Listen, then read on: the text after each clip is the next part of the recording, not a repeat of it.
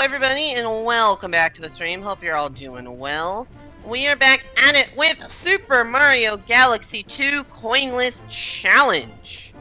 The goal is to keep that number that you see on the screen, right there, this one, right here, as low as possible. Ideally at 0. Can we do it? You'll have to find out. But yeah, we're trying to get every star, all 120 base stars in the game, while keeping that number as low as possible. Yeah. I don't really have much else to say. It's Galaxy 2, but we're trying to be as broke as possible as a protest against something, I don't know.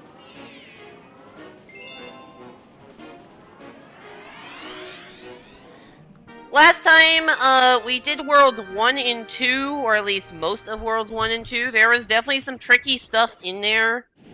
There are a few stars I have to go back to.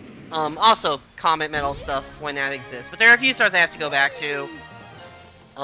Because they're just, didn't know how to do them or haven't learned how to do them.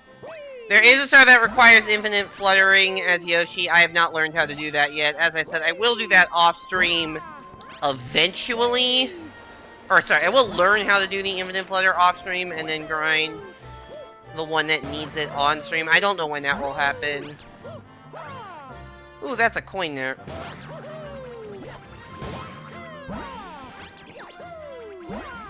So I know there are a fair amount of coins in this level, just because there is a Hungry Luma that requires coins here, that you'll see, actually, yeah, it's on screen, right, on screen, right there, there's that Hungry Luma that requires coins. Hungry Lumas are kind of weird. I'm gonna be, saving those for as long as possible. What do you mean by saving those? So, there's two kinds of ways to measure how many coins you collect, and I'm trying to minimize both of them. So one of them is that number on the screen that I was alluding to, or like directly pointing at earlier, which is just, how many coins you collect. And the other one is how many coins that get saved to your file. The other one is how many coins you collect. Those are not the same number for a few reasons. So I have to stay above these coins. I can't spin and hit stun. Didn't know that wall was that close. You long jump super far with the cloud. Cloud Flower is just a cool power-up. And also the music in the Cloud Galaxies are like some of the best music in this game. Just the cloud stuff is just perfect aesthetics. Alright. I don't know if there are like weird coins up top here. Oh, you better believe there are weird coins up top here. What's over here? I genuinely did not know that these 1-ups existed. That is just genuine news to me. That is unfortunate. So you may notice I collected one. This is actually demonstrating right. You may notice I collected a coin there, but when I respawn, I have 0. Coins do not save when you die. Or at least, they don't save when you die. The wealth in this game is apparently not generational. So it is possible that you collect coins, but then just strategically die so that you don't actually have them saved. Fuck. I should have gotten those 1-ups. But then strategically die so you don't have them saved. However, I think this can be a bit of a cheap workaround. Because if we just say, oh, it's only the number of coins that's saved to your file, then what happens is that every coin that you get that is before the final checkpoint in the level is just, it doesn't matter because you're just going to die right after the final checkpoint. So that's why we're trying to minimize both counters. The tracked counter in the save file, I guess. But also the counter. Fuck, I bonked. The tracked counter in the save file, but also the amount of coins that we actually collect, even if we have to die. So The Hungry Luma is another instance of this where I could collect 30 coins to feed the Hungry Luma, then feed all 30 of the Hungry Luma, and then I save with 0, but I've still collected 30 coins. I will obviously have to do that eventually. I'm gonna kind of do all the Hungry Lumas in one fell swoop later. Or at least all the ones I have access to once I decide it's time to do that.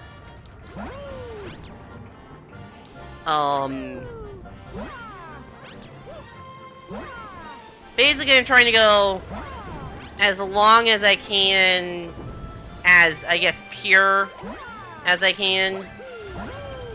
So, like, as long as I can with no... Whoa, that was supposed to be a long jump, not a backflip. That's fine. I need this. Basically, I'm trying to go as long as I can without having any coins saved to the file and while collecting no coins. There are 6 coins that we have already collected but not saved to the file. There are 6 absolutely 100%, no doubt about it, mandatory coins. Also, I do have 0 coins, right? Yeah, 0 coins. 600% no doubt about it, absolutely mandatory coins in Spin Dig Galaxy. It's a mandatory star that you have to get Spin Dig 1 because it's the only thing in the path.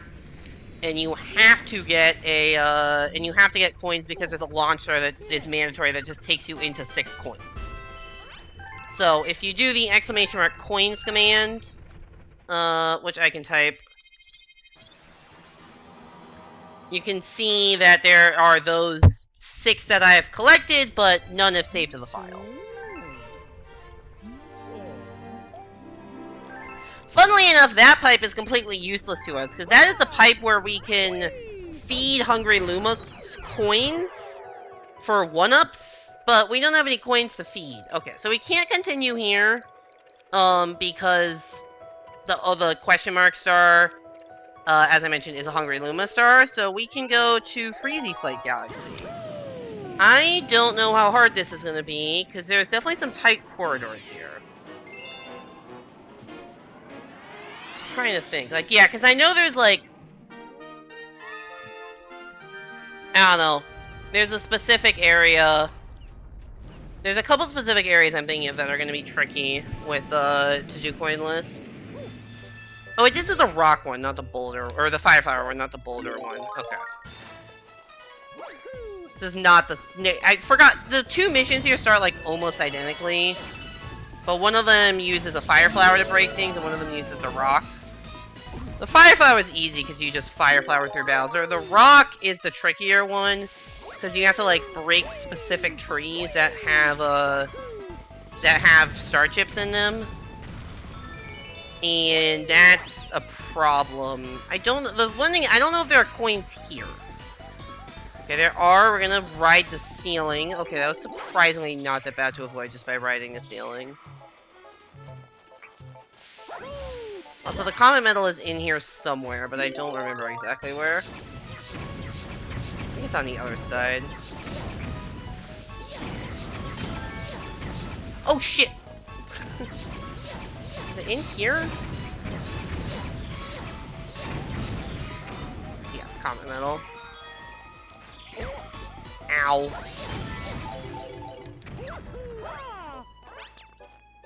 Alright, we gotta break some more of these. Yeah, I was worried about that falling passage, but apparently I was worried for nothing.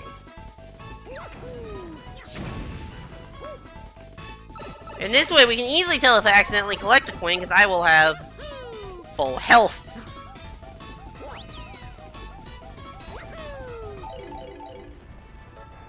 This is also a section that I often end up just damage boosting through, so not having full health does kinda suck. Can I make this? I can make it enough for practical purposes.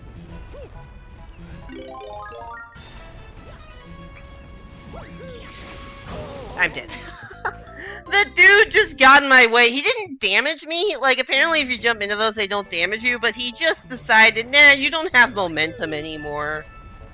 Sorry.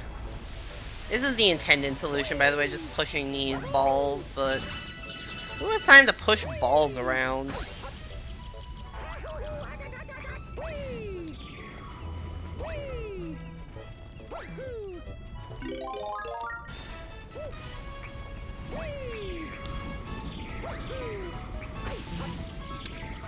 Ow. I'm on fire.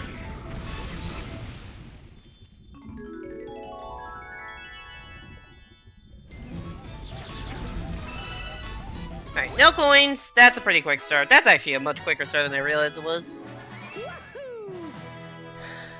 The boulder one I think is gonna be a little bit trickier. There's also a boss fight, and I don't know if there are coins on the surface of the planet with the boss fight.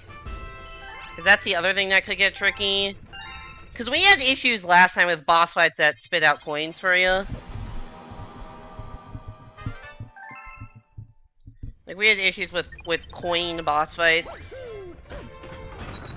That could continue to be an issue here. There's also the Chimp Star, which should be absolutely free.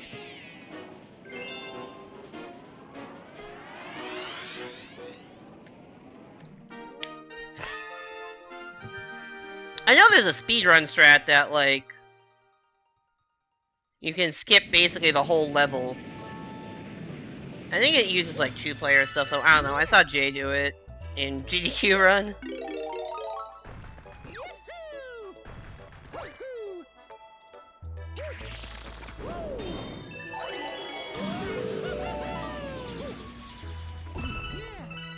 What's this have again? Stars. Okay. Yeah, so this is the bit that I need to be careful. Like, what I break with the rock. Because some of this stuff has coins. And I don't know, I never remember which one of these have coins, and which ones have the mandatory star chips. I think this tree has one. I think one of these metal things has one. I don't know which one. That one had coin, that one had star bits. I don't think I collected the coin, so I'm okay. This is really just a fucking memory test. It's either this Goomba or the tree. It was the Goomba. And I think there's gotta be one in kind of the bottom left corner. I just, once again, pick your favorite Goomba. No, that's a lot of coin. That's not one coin. That is a fuck ton of coins. That is one coin. That is just nothing. That's an enemy. That's nothing. Where is the last one? Here? Okay, it's just here. So there were actually none in that corner. I didn't think they'd put two next to each other in the front, but clearly I would be wrong. And also frozen. Did I actually run into one? I gotta check. Alright, 0 coins, we're good. I always have to check whether I actually succeeded in avoiding the coins, especially right before a checkpoint.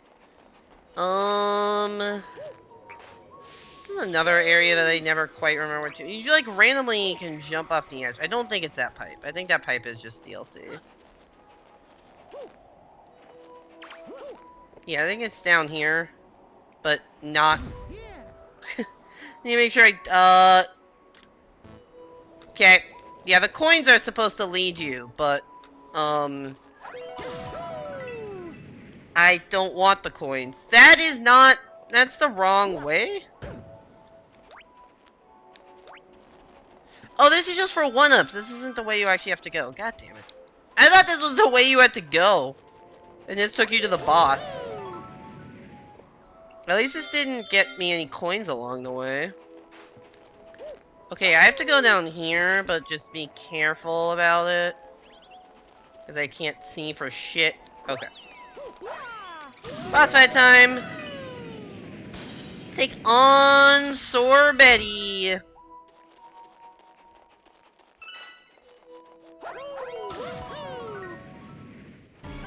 You may be wondering, where's the boss? There's no boss on this planet. That's true. The boss was the other planet the whole time.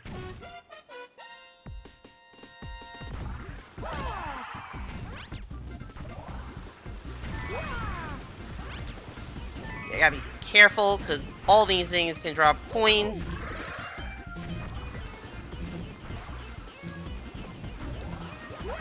Oh, I'm dead.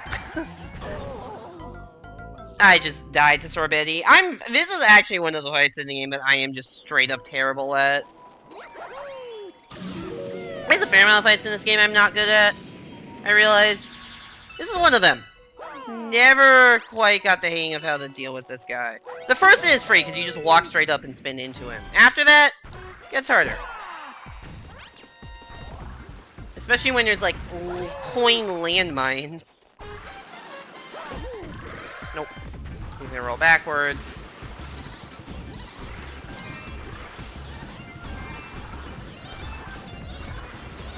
It's all about timing, which I have none. Aw. Yeah, these aren't even coin-based deaths. This is just I suck at fighting Sorbetti. Which, yeah, I do fight it. I do fight at... No, we're not gonna finish that sentence. I do suck at fighting Sorbetti. That's true.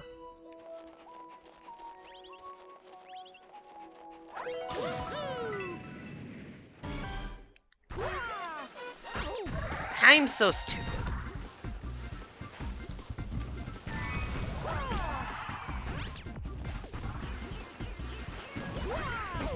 Why am I trying dumb shit?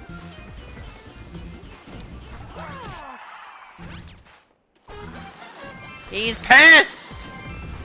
The angry snowball! There we go, got him. That's a very quick boss fight if you do it right. I did not do it right. By any metric.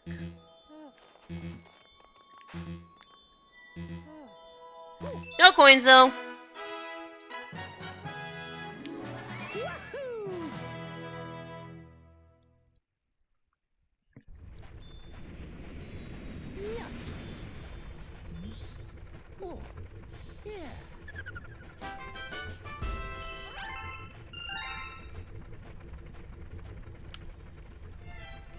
And Luigi's here! Hey bro, everyone left me behind. How did you get... I don't understand.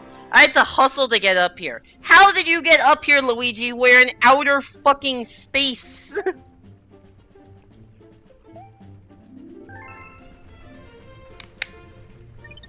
We're in outer space, Luigi! Luigi's always hustling. Hey there, lads. Welcome back to the stream. Hope you're doing well. Luigi is really on the move if he gets to outer space. You have a letter. This game really wants to teach you that you can jump and spin. I don't know. This was an obsession in the first game also. Of the jump and spin. Like, you get taught in the literal last galaxy in this game, there are those star bunnies that are like, jump and spin. It's like, we got the fucking point. This is not that complicated of a mechanic. Exclamation mark Luigi? What should the exclamation mark Luigi command be?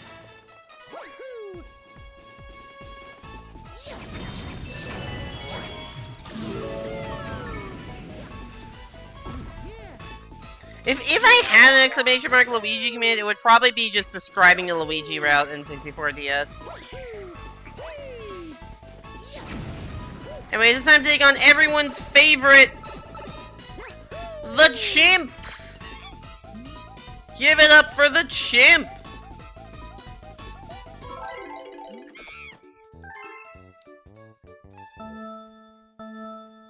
Summon Luigi? How would I summon Luigi? I don't have any Luigi emotes. Nor do I have any, like, BTTV stuff or 7TV or whatever. If I guess if I could, I would, like, do the Luigi spin emote, but I don't really give enough of a fuck about non-channel emotes, like 7TV, BTTV stuff. I don't really care about that. There's a reason I've never gotten that synced up on stream. Just not, I don't really care. I care about, like, the emotes that Toby draws for me. I'm not taking optimal routes. It's fine, this one has 2 golds. I know the patterns. There's the one in the middle is followed by the one with 2 golds. I think it's the same pattern for both of the chimp fights in this game. You forgot the chimp existed and are sorrowful to be... What do you have against the chimp? Also, weren't you here last stream? We took on the chimp last stream. We did the Fluffy Bluff score challenge last stream. Anyways, that's on... Not Haunty Halls. Frozen Flake. Haunty Halls is the other galaxy in this world, or one of the other galaxies. This is Freezy Flake, not Frozen Flake. Jesus Christ, I can't remember names of shit. Yeah, so this is where Prankster comments start to appear. After you collect 4 stars in World 3, Prankster comments start to appear, and I think you have to do that one for. I think Cloudy Court has to be the first one. I think Cloudy Court's always the first comment that shows up. So let's go do the comment. I don't remember if this is hard or trivial coinless. I could see it being either, if I'm being honest, because this is a cosmic clone comet. So if there's coins, it's going to be really annoying to avoid them, but there just may not be coins. Ooh, that's a lot of coins. Or maybe not. I think this is very annoying starbitless because of that wall jump section. Coinless is probably still fine. Also, shout out to these blocks from Space Junk Galaxy and Galaxy 1.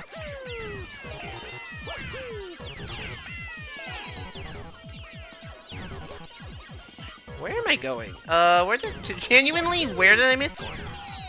Was it back here? It was back here. I was gonna say, I've created a bad situation for myself. I forgot they just disappeared. I thought I was just straight up fucked. Yeah, this wall jump section very hard to do, starbitless. I think it's technically possible. Because I remember seeing is it Seamycraft that makes the starbitless videos? I think Seamycraft made a video, and I remember doing this one starbitless. And it just being fucking impossible. Ah!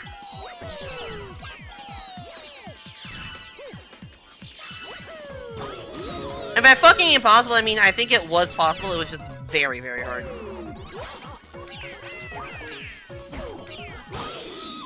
Like, this is a 30-second star and I have like 70 star bits. Thus, the star bit density in this comet medal is off the charts. Alright. 5 stars in 22 minutes, that's a lot better pace than last stream.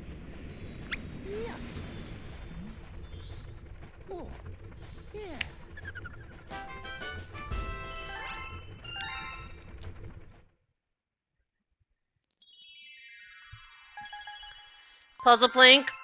Alright, that's fine. We'll do that later. By the way, note on Puzzle Plank. That is a purple coin star. Purple coins are not yellow coins. We're not counting purple coins for this challenge. Purple coins are fine. That's in the rules, actually. Alright, we've had mostly smooth sailing so far. With a little bit of exception at the end of, exclamation mark purple coins. Exclamation mark rules is the command that says all this stuff. The commands are in the stream title, you're just fucking with me.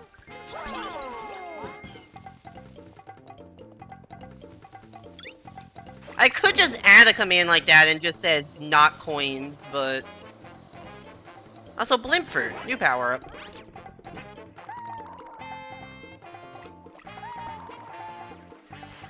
Apparently I'm trash at using it.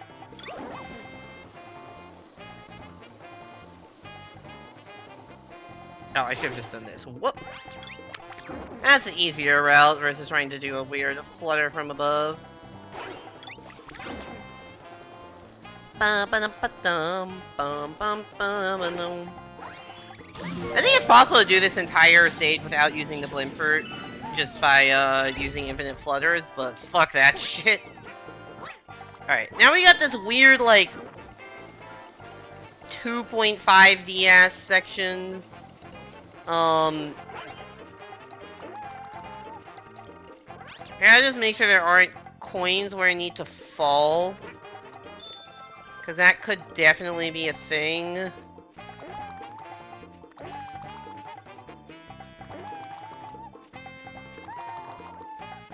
I don't want to hit that question mark coin. Because oftentimes that will just give coins. Oh, god damn it. Okay, that works.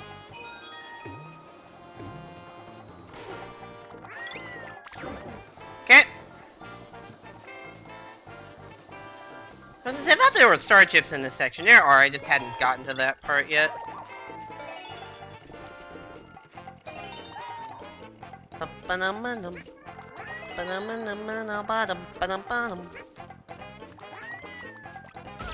Ow, that was not what was supposed to happen.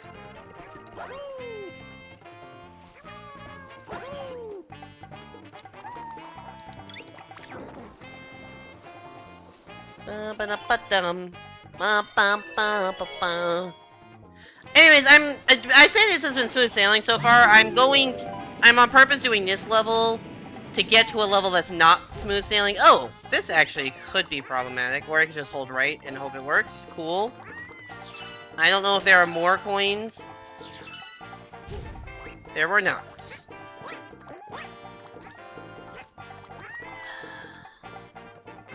Don't like that I can't really see in front of me very well.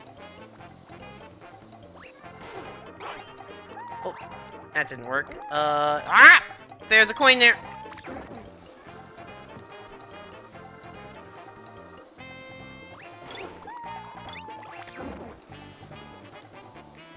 I don't know how big I don't know how big the Yoshi balloon hitbox is.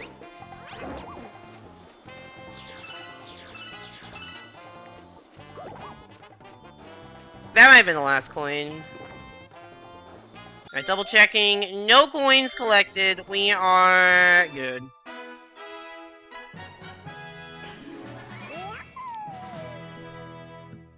Alright, next up, a star that I would not be surprised if it took me as long as the first 6 stars of stream combined. The Slide Star.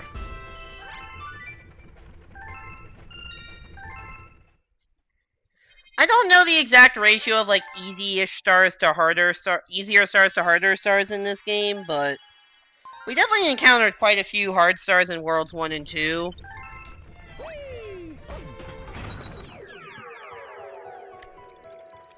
In this, oh, that's 28. I didn't realize how many stars they required you to get in this world. I guess because the Prankster Comet stuff unlocks, that makes sense.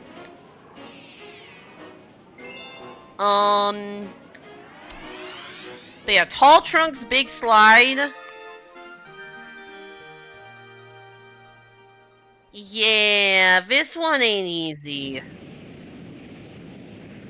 This is, in fact, difficult, as they say. At least from what I remember. I'm assuming it's not easy. Because you're on a slide and there are coins on the slide. I already saw some coins that looked annoying to avoid. At least we get a nice relaxing rope swing.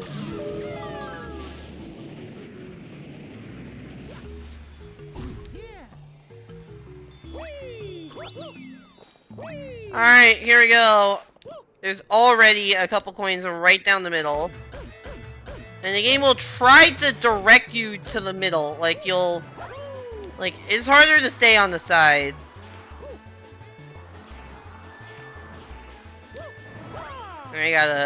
This is... I'm going in ways the game does not really expect me to. Where are coins? I know they're coming. Okay, you know, it's not as bad. Famous last words, this isn't actually as bad as I thought it was. Dope! That was weird gravity. Is it called a jinx when I call out the fact that it's a jinx as I'm saying it?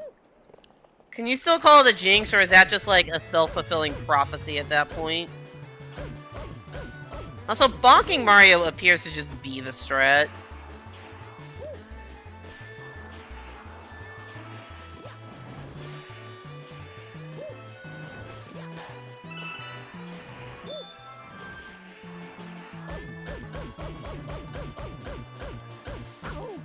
Ow!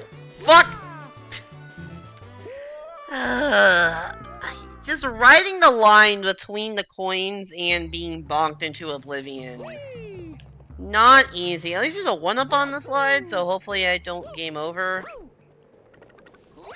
Sharp red things don't touch. Also, shiny yellow things do not touch. What did I just fucking say? I can't even die here. I'm gonna get the 1-up and then fall off a cliff.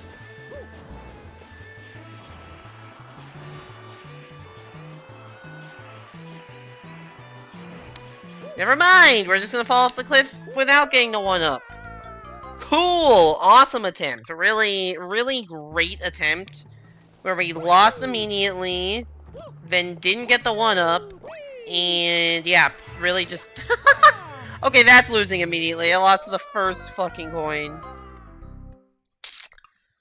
Not great, chat. Not great. This may take some time. I was doing really well on the first attempt, and then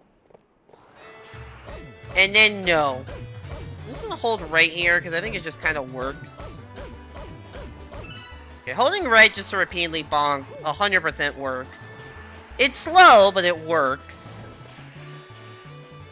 And also, Mario might be injured. We're not sure on that one. No! No! I tried to jump, but I jumped after I fell off a cliff.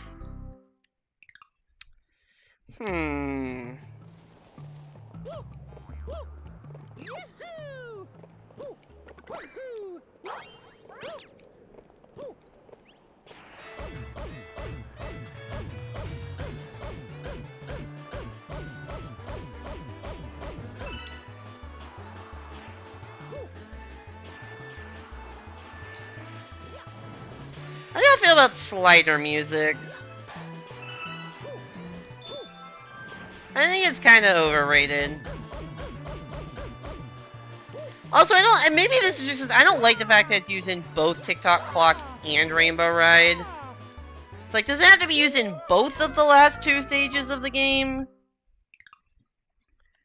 And given my propensity to, like, throw away runs in the later phases of 64DS, I don't necessarily have the best connotations for the stages.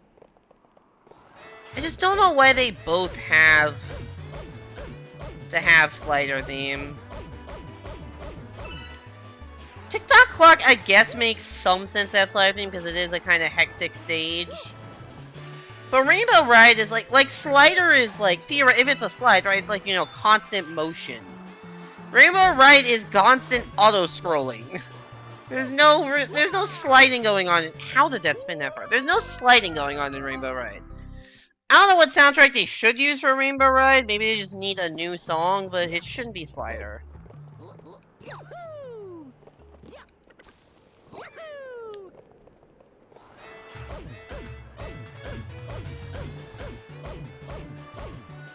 I don't know if any of the existing ones really fit that well, but... It's also because, like, a lot of the existing 64 songs are, like, you know, thematic, right? You know, there's, like, the grassy stages, like Bob-ombs and Womps and THI and I'm Dead. And then there's, like, you know, I think... Oh, yep, there she is. I was wondering when she'd show up. But, like, Rainbow Ride doesn't really have a theme. It's just auto-scrolling carpets in gray blocks. Like, it is objectively kind of a terrible stage.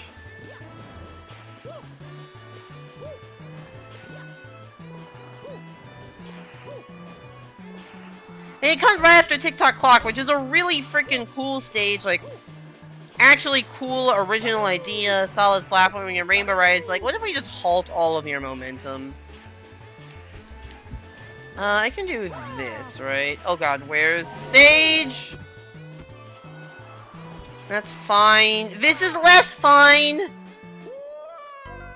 Okay, the left wall does not exist there. I should go to the right wall, because the right wall actually might exist. Noted.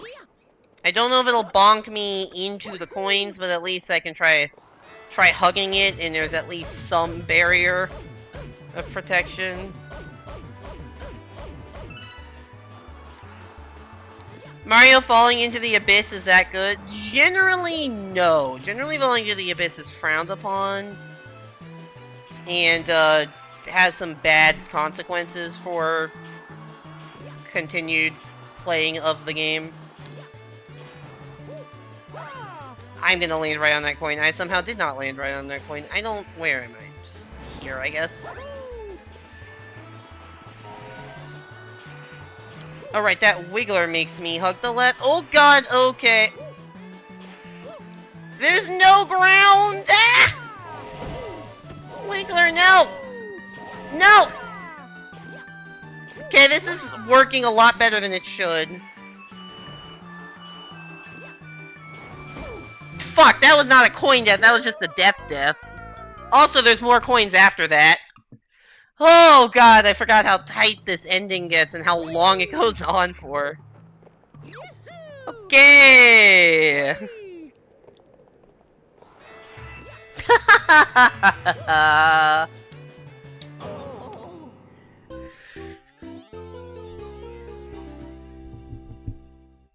Strap in, folks. This could be a long one.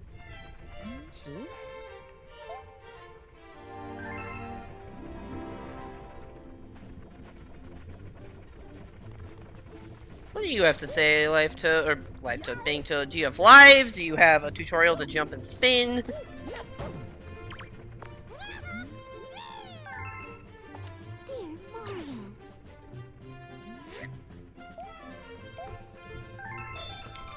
I like how in Galaxy 1, they gave you an option that's like, hey, do you want these lives now or later? In Galaxy 2, they're like, just take them. Just fucking take them.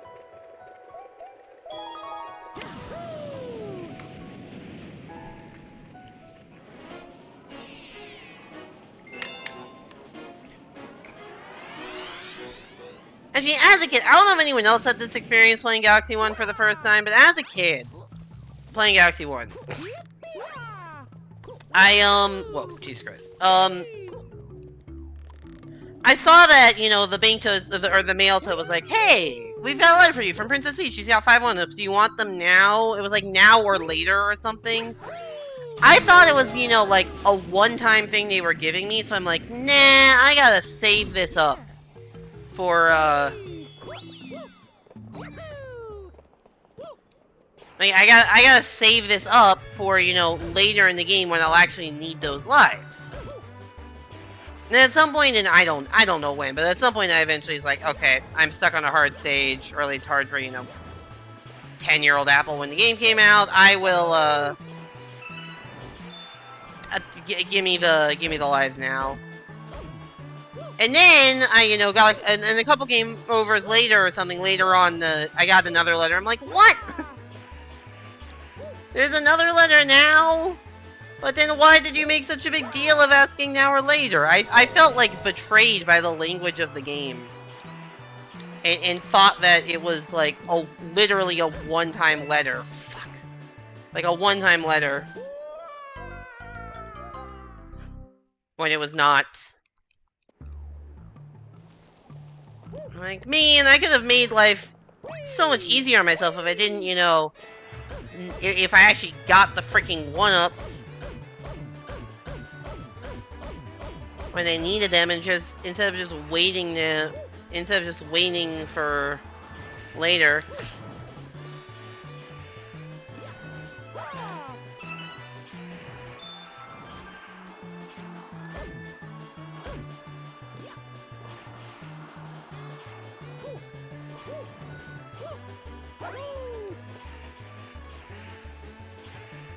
Anyone else have that experience, or is that just Apple Singer reading things very literally, or just like reading too much into things?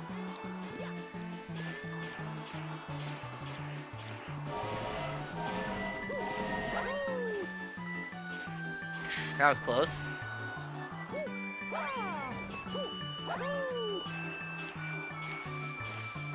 Alright, I'm glad that this game rectifies that by just giving you the lives and not giving you the choice. Oh god, there's coins at the end! Didn't expect that. About Peach's letters? Yeah. We did it! Let's go!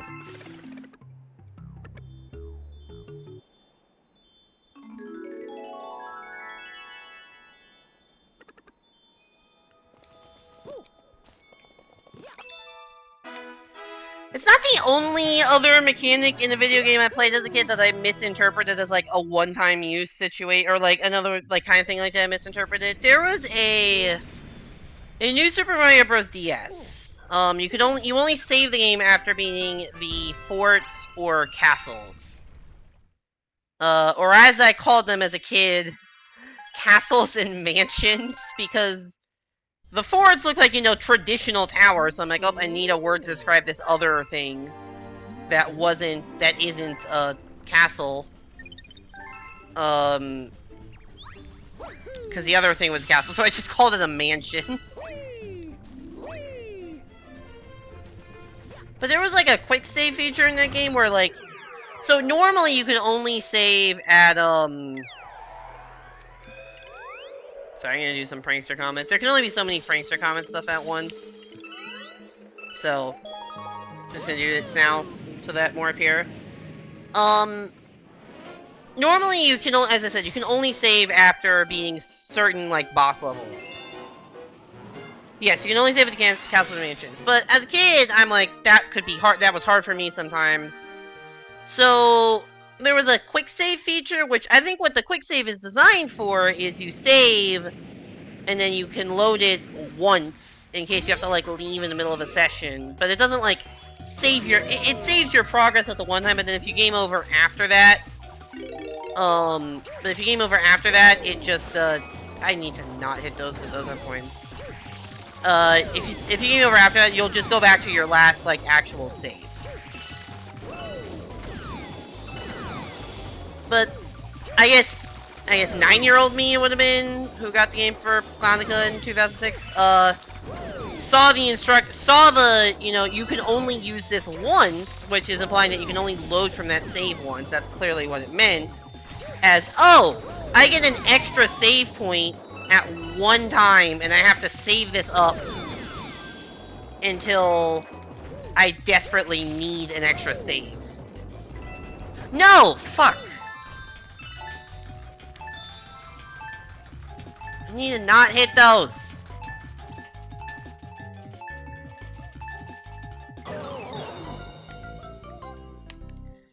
So I literally saved... I thought that I had an extra save, and at one point of my choosing, I would get to save without having to have beaten a castle or mansion level. And then if I gamed over at that point, I would be fine and just reload to where that save was. I was wrong, but that was my interpretation of it. I think that's a lot less of the game's fault than the Galaxy 1 Peach Letter thing. I think the Galaxy 1 Peach Letter thing is not made clear at all that even if you accept it now, you could still get it later. This is just me not understanding how game mechanics work. Anyways, as a kid, I struggled so hard with level 8-8.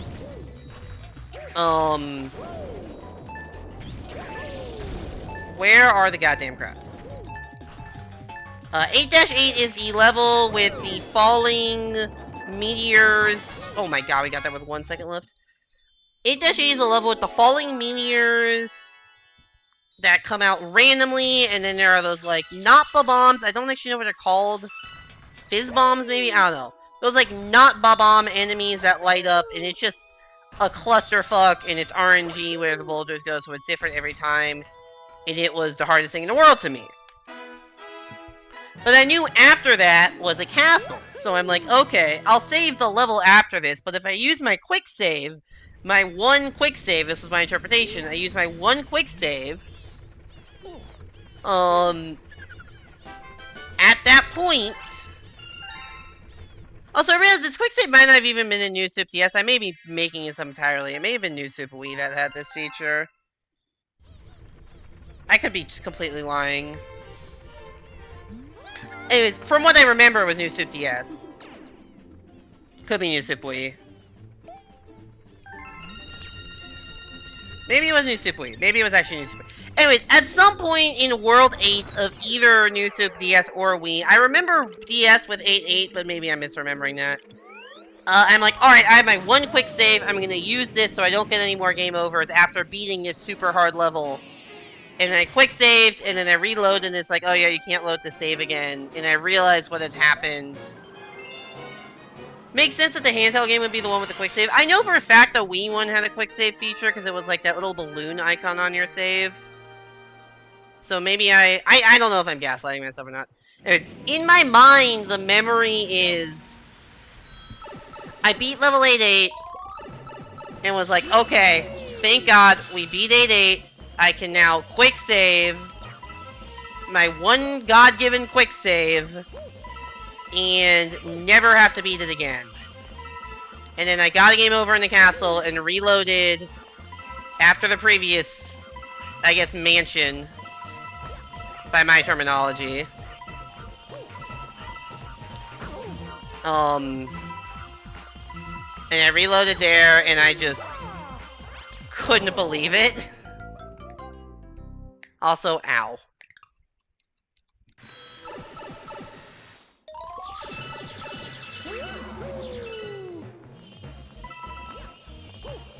I think that one was probably not the game's fault that I misinterpreted it. I think the Galaxy 1 Peace Letter thing was actually just bad phrasing on the game's part. Like, why would they give you a defer until later option if it's going to come back? I know you don't get the set of 5 1-ups every time, but you get it like every other time you game over, I think. So it's still like, just take it if you need the lives. Don't save it for later. So I thought I was doing like resource management shit. And I was not. I was just making the game harder for myself. Or making it less convenient in the case of New Super PS, because I would never, like, I would never use a quick save.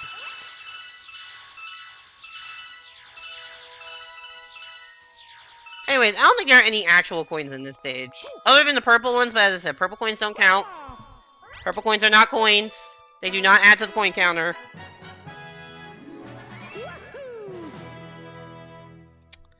So yeah. Child Apple, in one case thinking I had a one-time resource that I didn't, and the other time thinking a renewable resource was one time.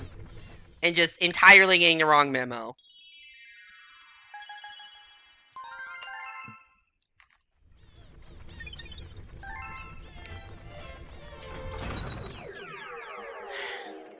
Alright, we want to do a hard one, or do we want to do that common mill that just showed up? Hard one or easier one? I don't even know how many people are here, so...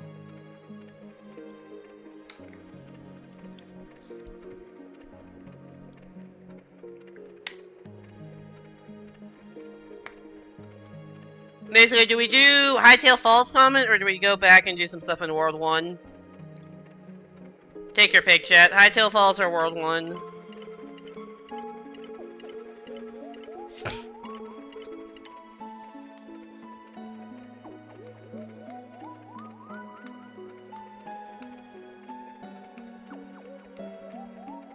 World 1? Alright, you got it.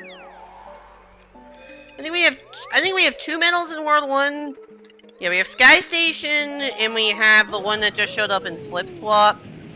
We also have Spin Dig 2. Exclamation mark World 1. Alright, thanks for the command. Why are you making everything a command today? Less in just the mischievous mood I see.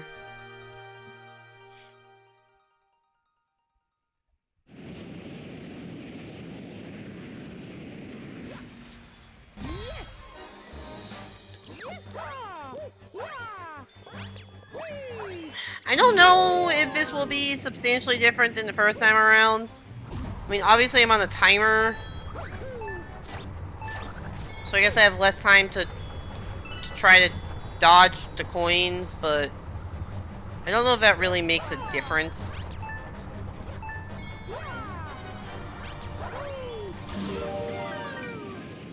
Oh, I forgot this just went straight to the boss. They really skipped, like, most of the level. Especially considering I skipped that first planet in, like, the most obvious skip ever. Just gonna get some coins and then go. Not close enough. Not the right inputs. If you do a ground pound, then you can, whatever, I'll just do this the long way. But if you do a ground pound, you can't break his whole shell at once. I am stuck inside of him and not allowed to spin.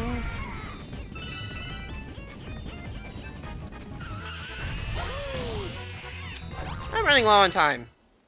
I think there's one more clock somewhere on this planet. Ow. There we go, that's the strat. Don't need to do a homing ground pound, just backflip over him in a normal ground pound.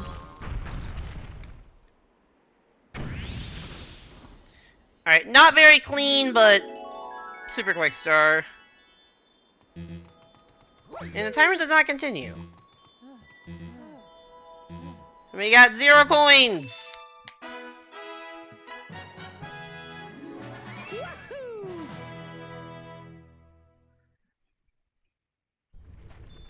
Whoa!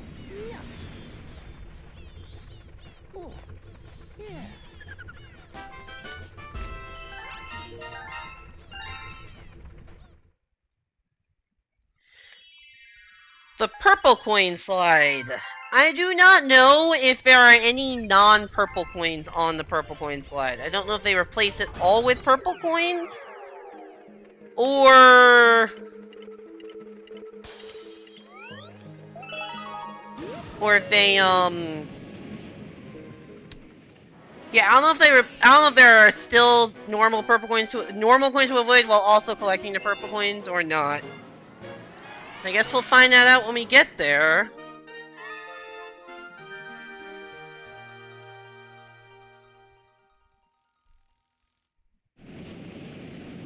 Also, man, the pace of this game really picks up when you get to the comet medals. Or maybe just because I've had, like, one hard star to do coinless. And not a bunch.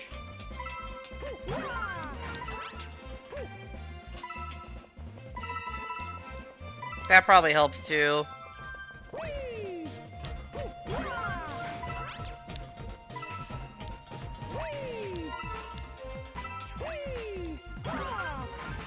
Can you do this star without shaking? No, definitely not. I was gonna say, because so far they're like, all the coins are on blue, and then it looked like 5 seconds ahead, and there were some on... Ooh, I didn't get my jump off. And there were some on not blue, on red. That's the color. Don't know why I bothered saying not blue instead of just red. I'm dead! Spin to save yourself doesn't quite work when, if you spin, your platform disappears.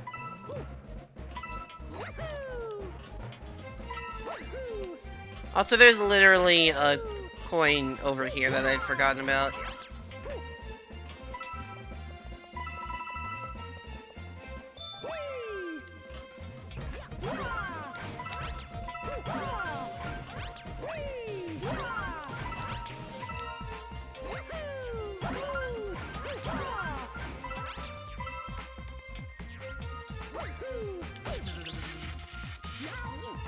I think it's possible to do the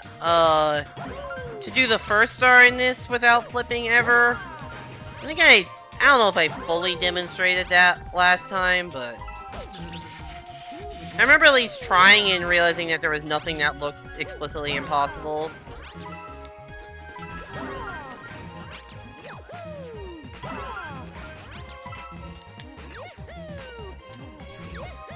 Okay, there's that one coin.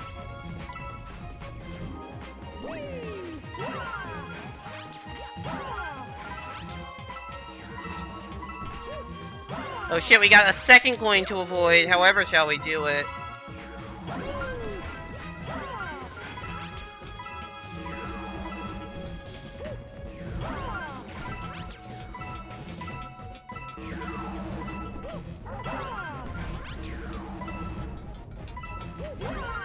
Missed one.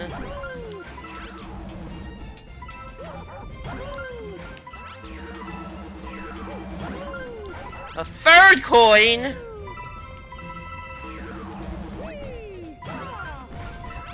That was unnecessarily risky.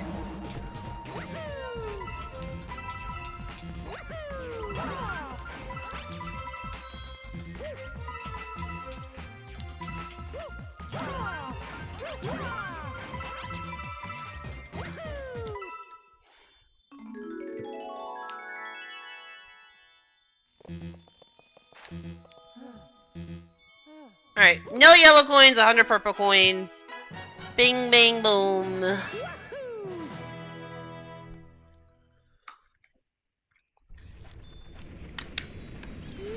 Hey there, Pash Arcade. Welcome into the stream. Hope you're doing well. We're doing Galaxy 2 coinless challenge, trying to get 120 stars with as few coins as possible. That number that you can see on the screen right here, we are trying to keep it as close to 0 as possible.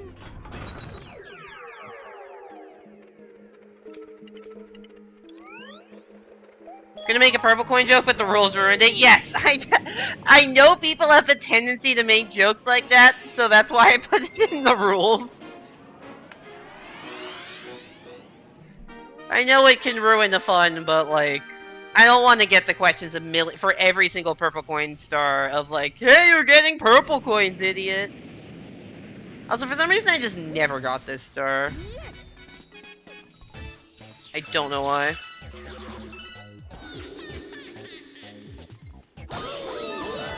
That's the least threatening cosmic clone. You just... It spawns, and then you're right next to the thing that despawns it. I do not understand that one. There, if you see exclamation mark coins, it is all the coins I've had to collect so far. You want to avoid using an overused joke, you made sure to check. I appreciate it. This is worrying because I could just easily drill into a coin randomly. And, not realize it. Like, I don't know where the... I don't know, like... You never know if there's gonna be a random coin in the drill path. I haven't collected any yet, right? Nope. Okay, right. Especially for this one where you have to drill through the planet. And I definitely don't remember where all the silver stars are. So you have to do, like, some amount of trial and error. And I need to not collect those coins. Alright, let's... Alright, so we got the obvious one. Let's go number 2. That's a winner. Number 1 would have gotten coins. Gotta drill to the side of those. Not do that. That was stupid. I really did not think that through at all, did I? That's what checkpoints are for. Oh, so yeah, if you die after having collected a coin in this game, you do get to keep the coin. Or sorry, no, sorry, remember, you do get to lose the coin. However, I'm not going to be saying like, oh, that means I can get as many coins as I want, then die at the last checkpoint, and then be fine. That doesn't sound like particularly interesting. So that's why the rules are for both collecting and saving, or however I phrased it, as few coins as possible. That has coins. Okay, can't do that. That's a no can do. So now we have to die.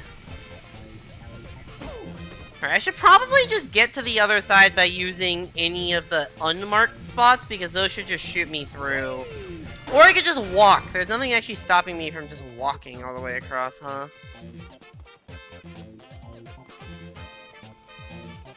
Did I destroy all the things that can kill me? No.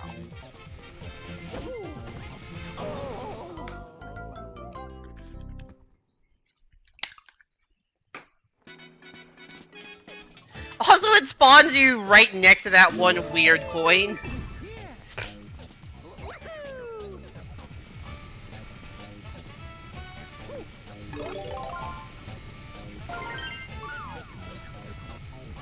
So 2 here. Let's see this guy. There's a coin like in the middle. Oh, sorry, a star in the middle. That was not smart. I didn't see that coming.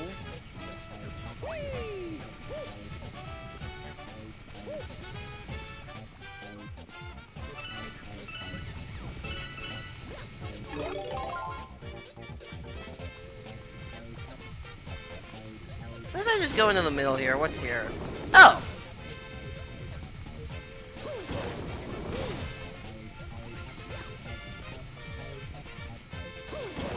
If I go in between... No. What happens if I go into this, like, weird diagonal? That collects a coin? Okay. Sure thing.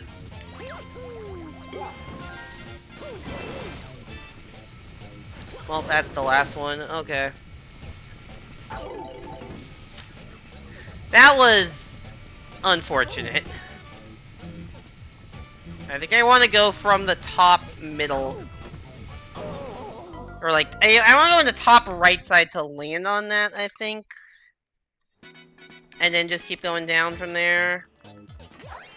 This is not really hard so much as it's just trial and error and learning. Now, granted, I could have, you know, looked up the pattern of where everything is beforehand, but where's the fun in that?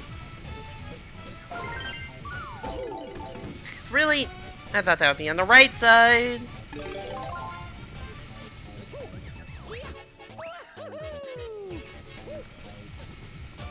Alright, this one. I'm gonna go like just to the left to get all the way back without collecting the coins. Perfect. I want to go probably here. And here, and then here.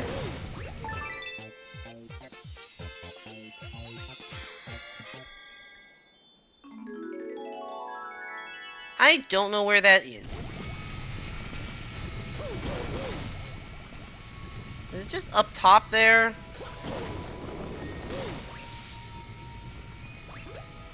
Like here, maybe? No, it's not up top.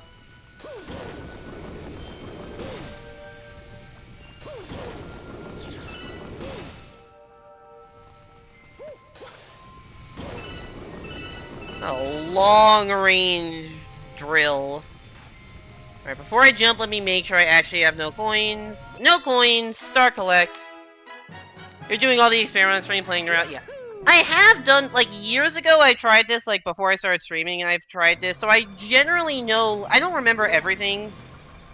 I did remember, for instance, that there is mandatory 6 points to collect, but not save to your file in Spin Dig 1. And I remembered that some stars were very hard. But a lot of little details I don't remember. Like, I remember the super hard ones, I don't remember, like, the medium hard ones. I love how you bonk on that. Like, I struggled a lot on the B Galaxy in this one. I don't remember what it's called, but I did not remember the B one being hard, but there's a lot of coins that are just annoyingly in your way.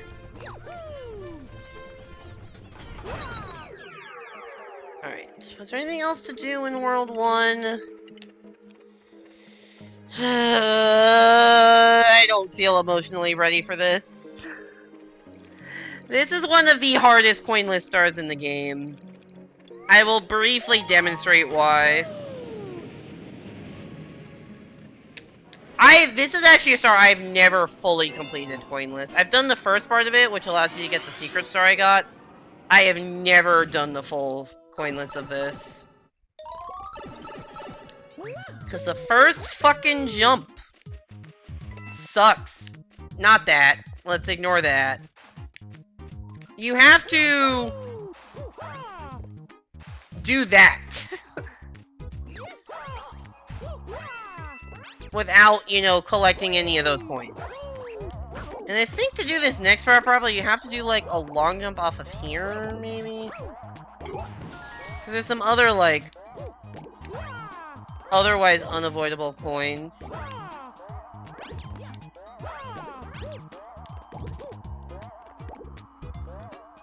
Maybe if this switch were flipped, it would be... Oh, wait, no. The switch... If the switch is flipped, then I can't go back. So, yeah, you can see switch... these will all disappear at some point. That's not the problem. The problem is... here.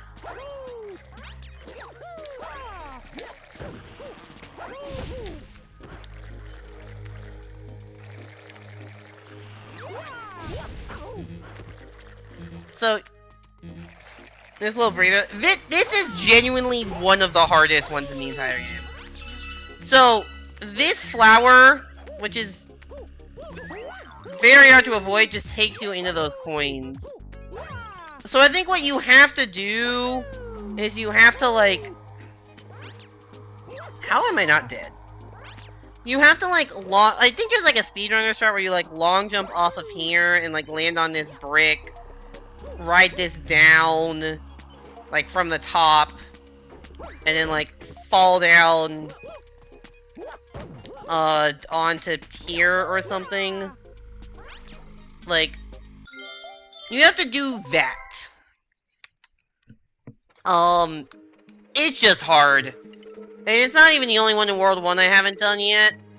This requires an infinite flutter to do Yoshi Star, because there's a launch star that takes you into a coin, but you don't have to take the launch star if you just infinite flutter and skip the entire level. I'm not very good at my infinite fluttering. It's something I will have to practice off stream when I get a chance, but I have not had the chance to learn it yet, because I've been pretty busy with work the past few weeks.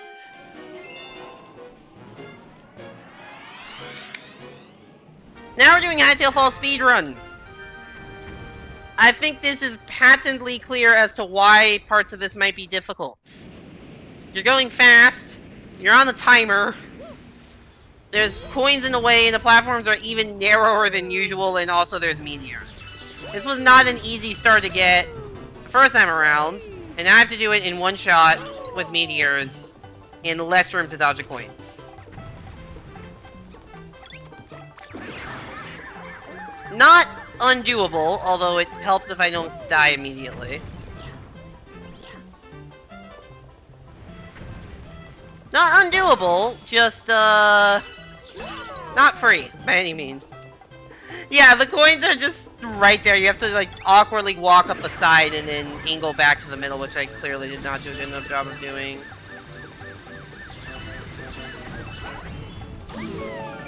They're also all over this wall. So you wanna, I think you wanna still take this left path, but not hit that coin, because that question mark coin spawns a bunch of coins. But if you take the middle path, which is a lot less narrow, or a lot less narrow, there's just all of the coins in the world. I think that's the right way to do it. I think I just messed up because I got meteored.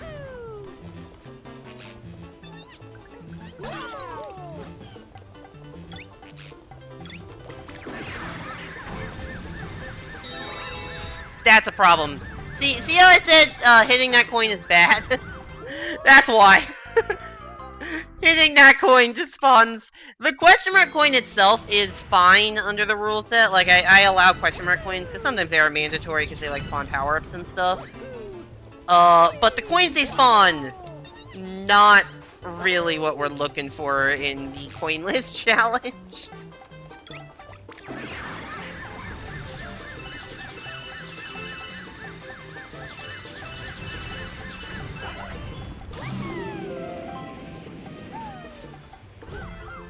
Alright, we almost had this, though. Or at least this part. There's still another hard part after. But we almost had this part. I don't want to... Shit. I just have too much left for momentum. I can't hold right. I think I do actually want to do what I did kind of by accident the first time, which is missing that second dash pepper. I think I actually want to miss it. Because if I hit it, I think I'm going to be running for too long.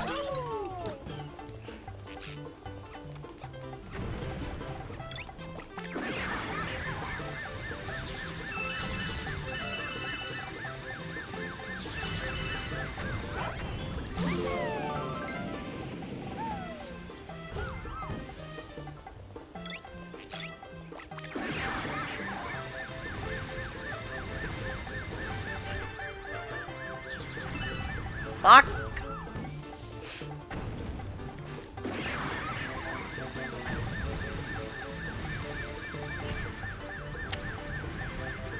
It's still not easy to weave through everything. And once again, we don't have infinite tries on this because we are on that 3-minute timer.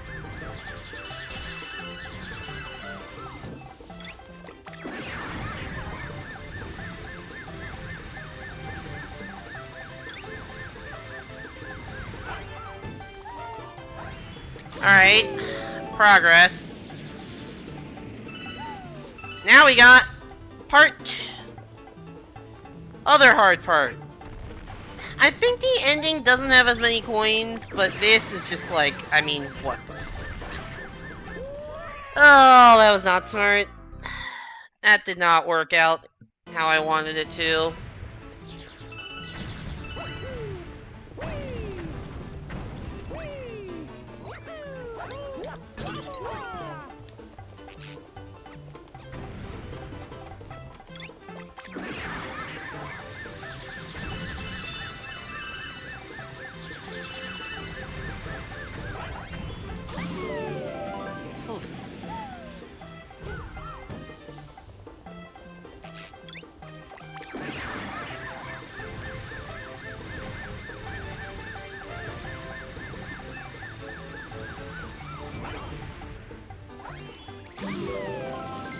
Alright, clean. Let's not collect the first available coin like an idiot in the Dash Pepper section this time. Let's try going left of it. Yeah, that was better. The problem now is just that I'm slow.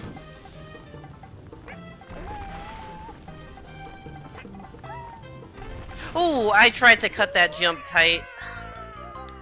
Oh, I tried to cut that jump too tight. Hey Ryan, welcome back to the stream. Hope you're doing well. We are trying to get this star without collecting any coins. Also all the other stars, but this is a notably hard one.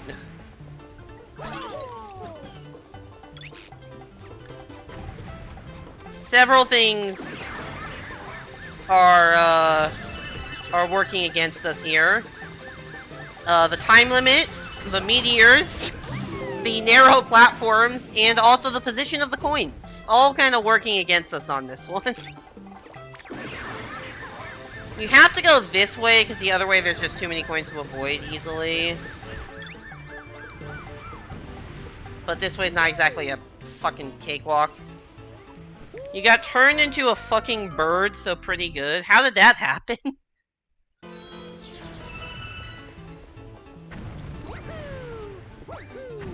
How'd you manage to get turned into a bird?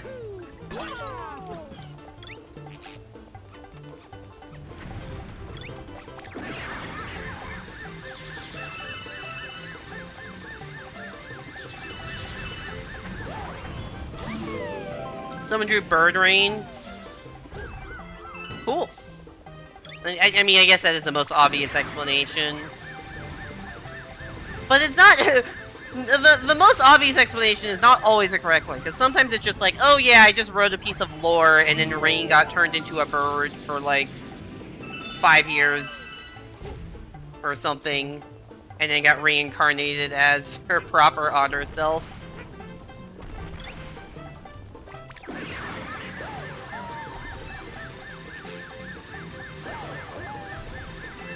No, the coin! This section sucks so much to do coinless. You don't even like chili, but you have a craving for chili. I like chili and I don't have a craving for chili. I don't think I ever really have a... That was a weird interaction between me here. Yeah, I don't think I've ever had a craving for chili. I mean, I probably at some point in my life have had a craving for chili. Like, I like chili and have some, like, canned chili in my house, but I'm not eating it. Just flavored meat stuff? I mean, basically. I mean, it depends exactly. It depends on what's in it, but it's usually some sort of, like, beef, often, and then, like, bean. I think beans is probably the most common chili ingredient, because it's not always meat. Sometimes it's just, like, beans and tomatoes and onions. And then sometimes there's, like, beef or chicken thrown in there, also. Can you come over and have it? Yeah, sure, just hop on a flight. Surely there's gonna be no issues with flights given how much weather we've had in California over the past week. I hit that coin again! That coin sucks!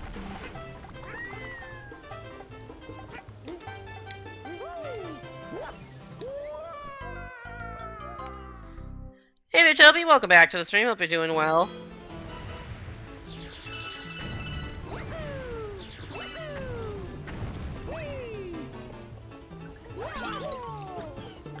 I was mean to Rain today. I made her go into the facility instead of not talking to anybody and hanging out in the terminal in Lethal. Ah. That was Lethal. Oh, fuck. Actually, I think that meteor saved my life. Not a common sentence, by the way. A meteor saved my life. You want to be on the terminal and hang out with your plushie and your ration of chili? Is chili an item in Lethal Company? Is that how you got the idea to have chili? Because you were collecting it in Lethal?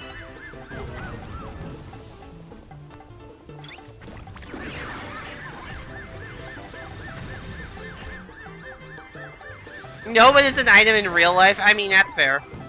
It is, in fact, an item in real life. I cannot argue with that. Fuck! Yeah, this is not gonna be great for the old timer. My immense cruelty made her go. Yeah, I know you said, Toby, that you'd wanted to, like, try playing from the terminal and hadn't had the chance to as much.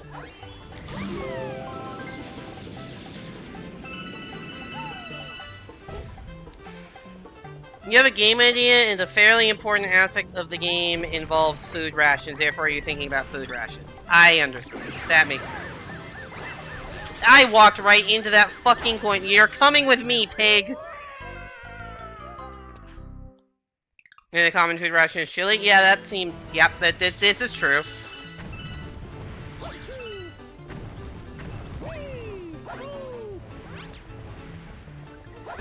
When you play Caspian or Rain as a terminal person, yeah, I know you mentioned that it was usually... I didn't realize Cass also played terminal, but...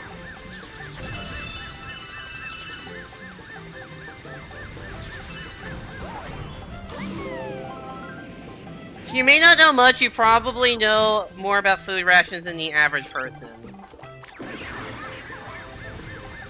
I'd believe that. You want to get more practice so you can be good with both terminal and, like, non-terminal. I don't know if there's a word for non-terminal. I guess collection? I don't know. Spooky Scary Land? That's also several words, not one word. Alright, let's... I still don't have a great system for this. Oh, fuck. This coin sucks! That coin is a fucking magnet! It's right in the middle of a ramp, so you can't really jump over it because it's a ramp.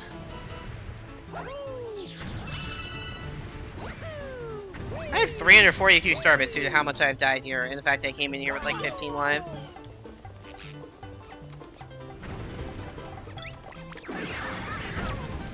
Fuck. It slid me right into the coins, that's hilarious.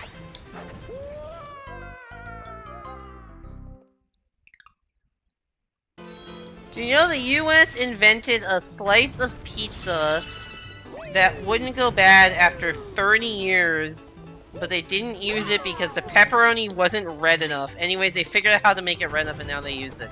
I did not know there was pizza that lasted for 30 years. That's actually insane.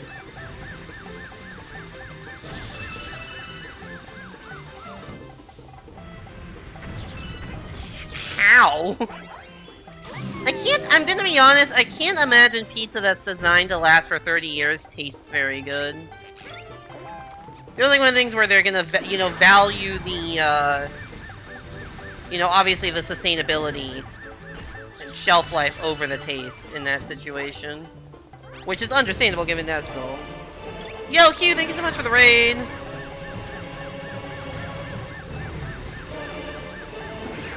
Oh, I didn't want to do that. What? We're going all the way up here now. Ah! When does my redness end?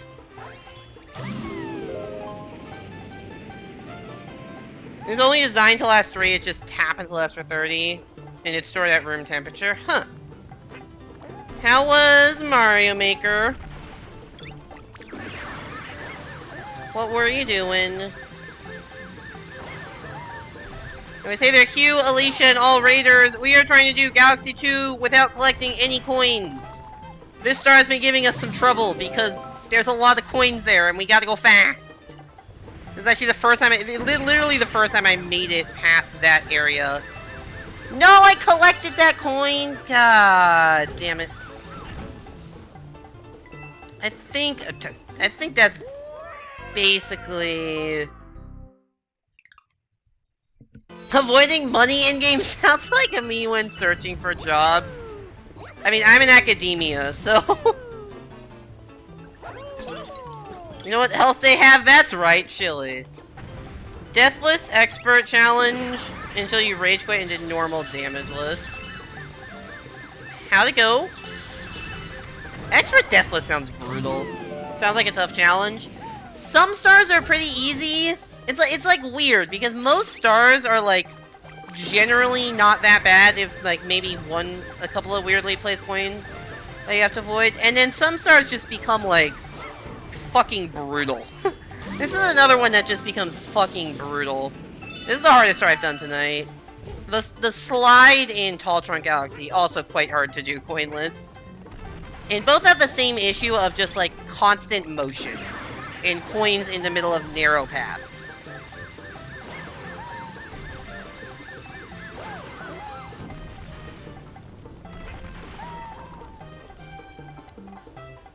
Normal damageless was not as bad as Expert Deathless. Yep, that does not sound nearly as bad.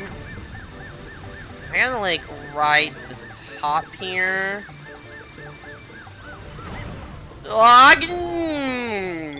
We're good. We're good. I don't know if there are more coins up here.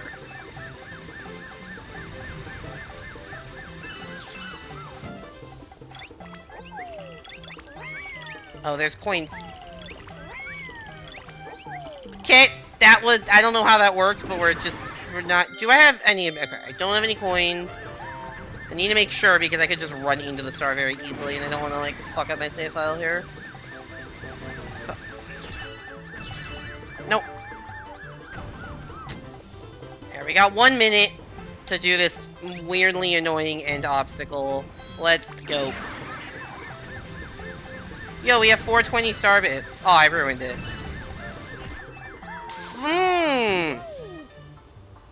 I thought I could get over that.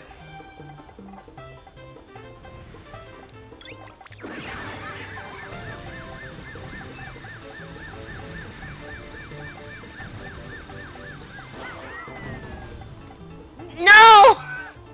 Crap, I got like 2 or 3 tries left at this. This is a very annoying ending to the star.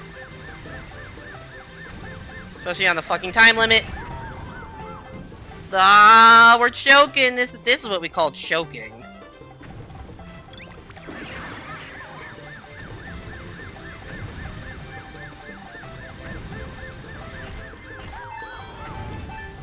I don't even know if I have time. I don't think I do. Ah, that sucks. Mangrove? I did not know you had a new character named Mangrove. Anyways, I just ran right into that. What's the game idea, Rain? And how does it involve food rations? Well, proof of concept. I know this star is doable now. I just need to do that bit and not choke to the ending bit, which isn't even coin-related choking. It's just general dumbassery. He's not Nunu, he's your swamp son.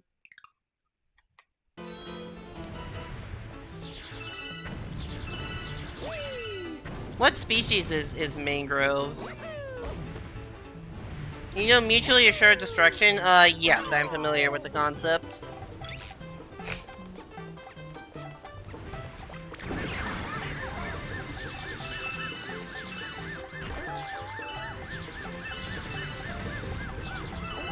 Why am I walking off the edge like an idiot? Running out of lives!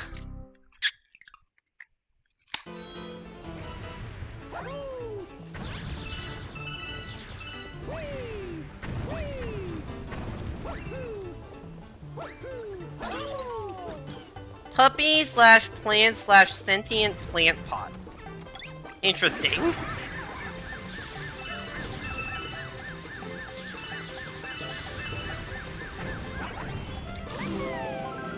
Oops, all the planets got annihilated, no more atmosphere.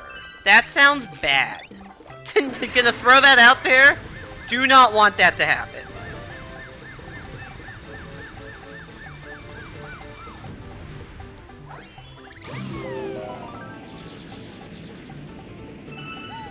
Alright.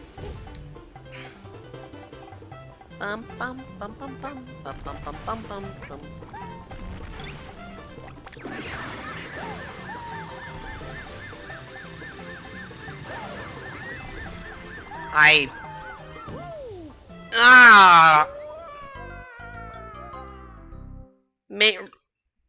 Mangrove uses he slash it.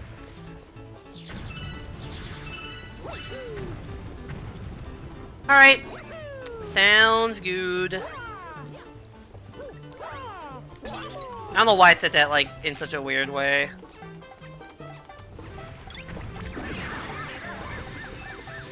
I will say that, like, I think we've had this conversation before in, like, a Discord server somewhere. Like, using it pronouns, it just feels wrong to me.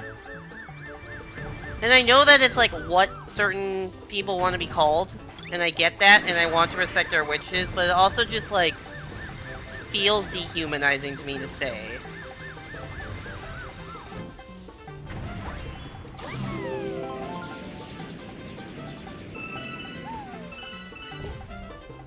And, like, I want to be able to, like, actually use those pronouns and, like, call people, refer to people how they want to be referred, but there's just, like, a mental hiccup I have with specifically it pronouns.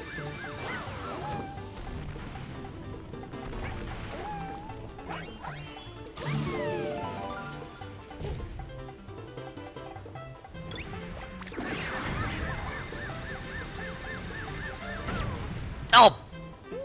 I just got meteored.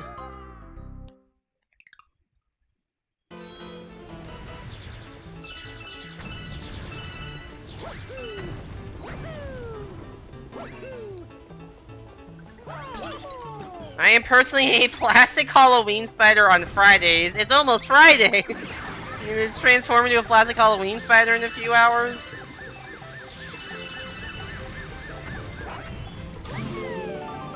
Essentially, a society that spans a singular galaxy contains about 40 different species and thousands of planets, not...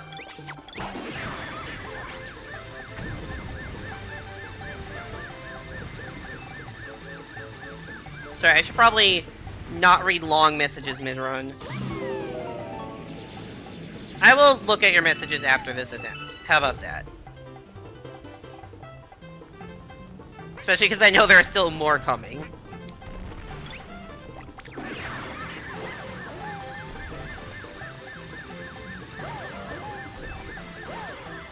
Whoa! I got shot into the sky and onto a coin. A society that spans singular galaxy contains about 40 different species and thousands of planets that are not... thousands of habitable planets that are not a part of the space-traveling society. There's a war in some fuck-ass society to do the nuclear equivalent option, aka atmosphere destruction. On, like, all the planets? Or I guess you said it was, like, a mutually assured destruction thing where, like, where this fuckwit does it on one of the planets, and then it retaliates and suddenly all of the planets have no more atmosphere.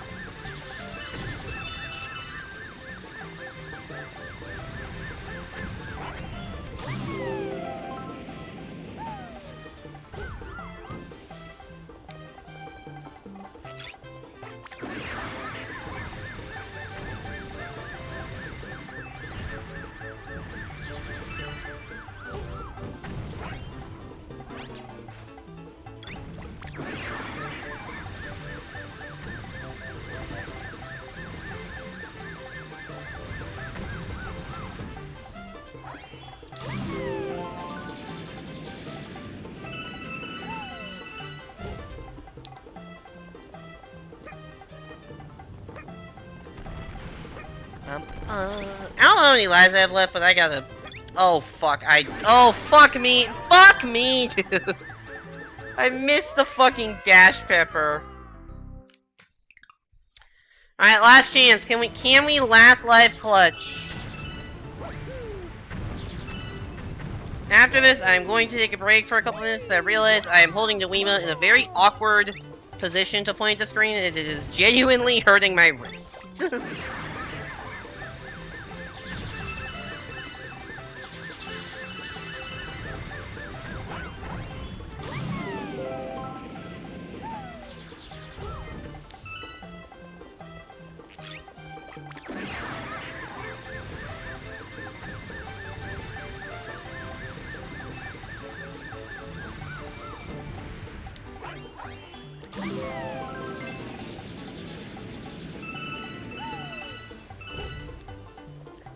Alright, let's frickin' do this shit right here, right now.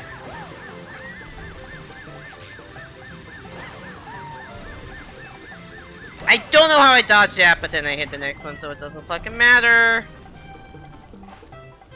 GG's.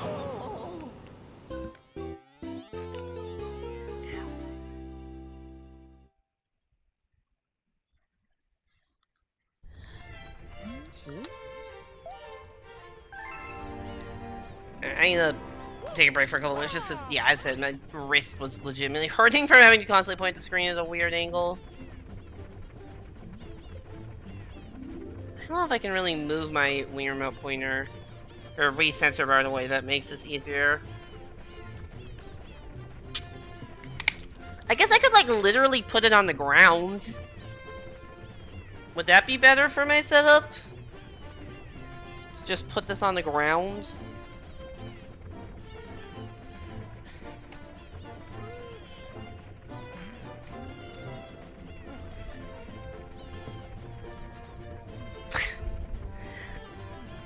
This is a stupid idea. Is this better?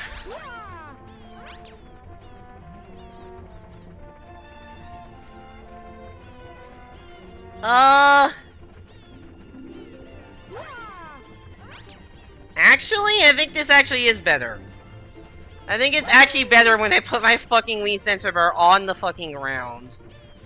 I still have to point it, like, down a little bit, but I don't have to do, like, a weird, like, hold up and then down kind of thing. Okay, wait, I need to... Anyways, by some miracle, a single very outlying system manages to react in time and manages to barely be spared. You are the captain of a cargo ship with a small crew located more or less on the other side of the galaxy when the incident occurs. And the game is making a slow journey towards a singular surviving system while maintaining sanity, health, and ship health. There's a lot more fine details, but that does sound interesting.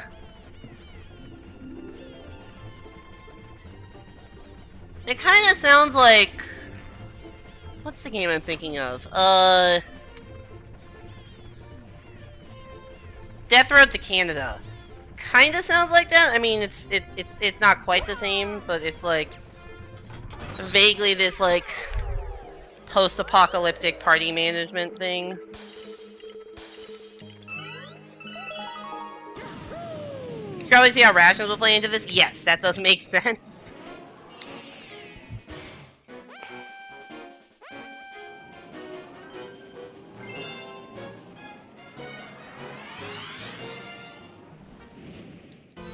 By the way, my new Wii pointer setup for this is kind of hilarious. I realized on the ground was a little bit off, so I took a couple board games off my shelf, and now my Wii sensor bar is just stacked on top of a couple of board games on the floor in front of my TV.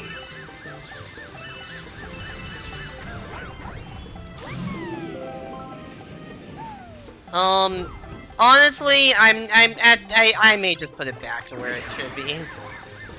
I don't really think this is that much better. I think it may be a little better, but it is kind of dumb.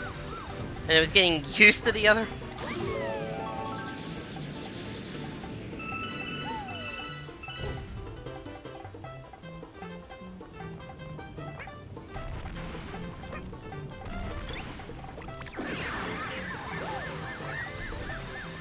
It's better for, like, pointing at the center of the screen like I have to do for this, but if I want to, like, move it around the screen for, like...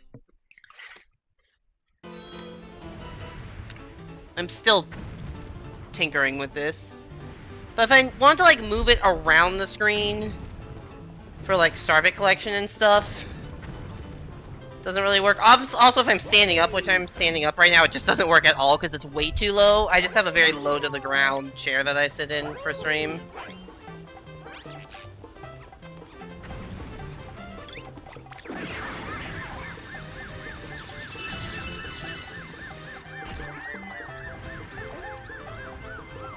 Okay, I'm just gonna put it back. This is kind of dumb. I'm just gonna put it back. This was an experiment that kind of failed. At the end of the day, I was used to how the other one, how the previous position was, and it's too weird to adjust it, even if it was hurting my wrist a bit.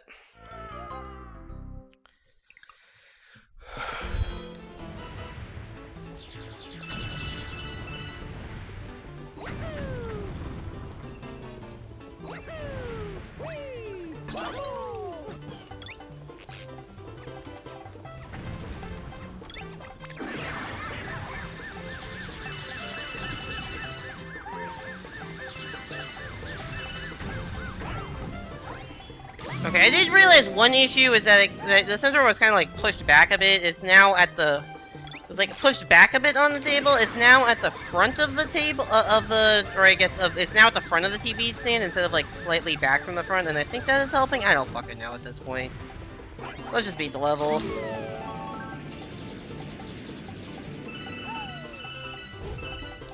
It is mandatory for, once again, I just realized there's a stream of messages that there's no way in hell I'm gonna read it mid-attempt, so let's just do that after.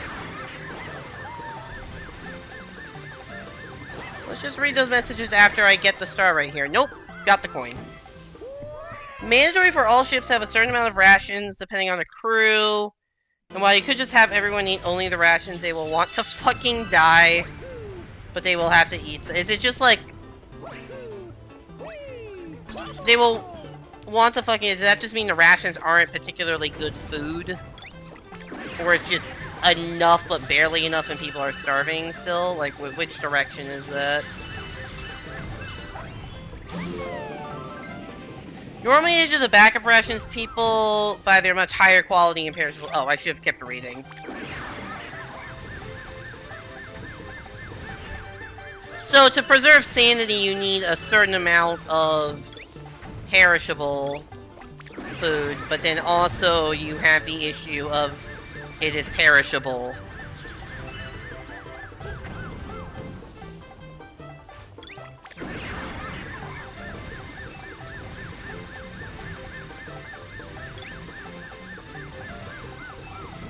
Also, are there other spaceships in, like, the same predicament you are? Like, is that plot point that there's, like, other spaceships? And I feel like it wouldn't be realistic for only one spaceship to, like, be outside the blast radius. And I don't know if it would be, like, allies or enemies. Or, like, depending on the crew. That one coin can go suck it. You may ask, how does one get food? That is a question I was wondering, considering there's not really any civilization left nearby. Unless you can, like, find food in the rubble with no atmosphere. That doesn't seem very possible.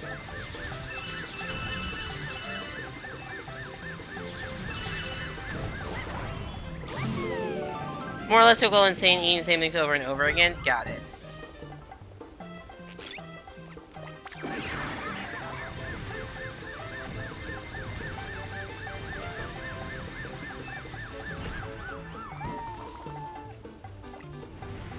Why am I this way?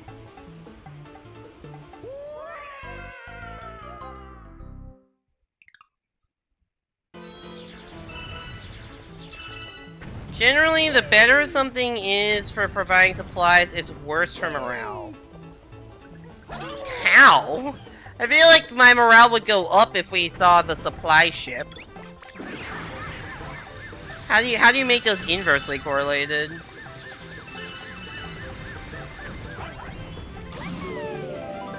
More or less 4 types of ships from the player's POV, although one is special and will probably only show up once and is too dark to explain. Oh god.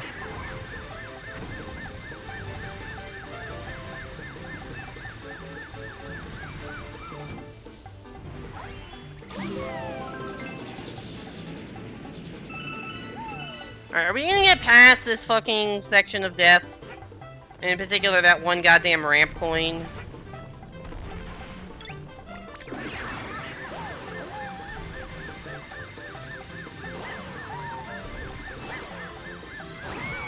We are, and I'm not sure if I'm gonna make it. Okay, we're good. For now. Definitely not home free yet. There's a lot of coins here, and as we can see, we can also choke the ending. No!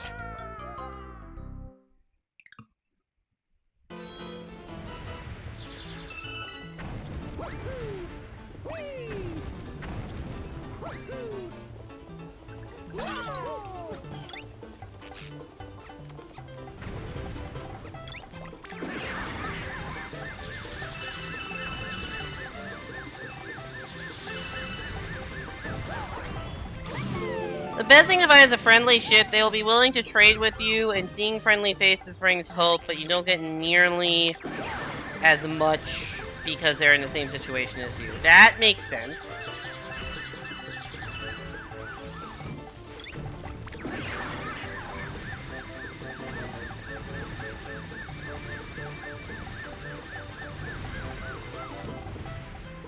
Another common sight is a ship that has failed where everyone on board is dead. Oh.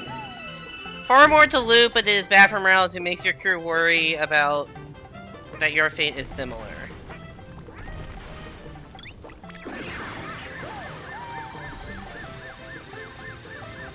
The ghost ships. Okay, I guess if I hold it however longer, it works better.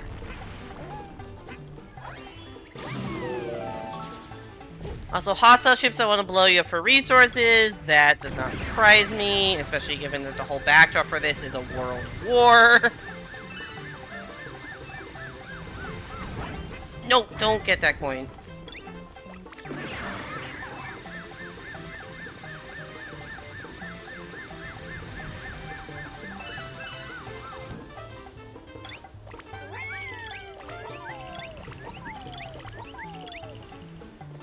Okay. We have no coins. We have another minute to get this ending. It's just that easy.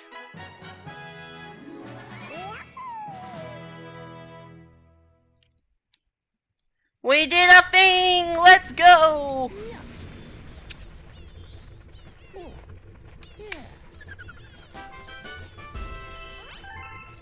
$30 stars! That is enough to unlock Bowser in the Fire Sea if we were playing a completely different game. Actually, technically no, just Satire Docks.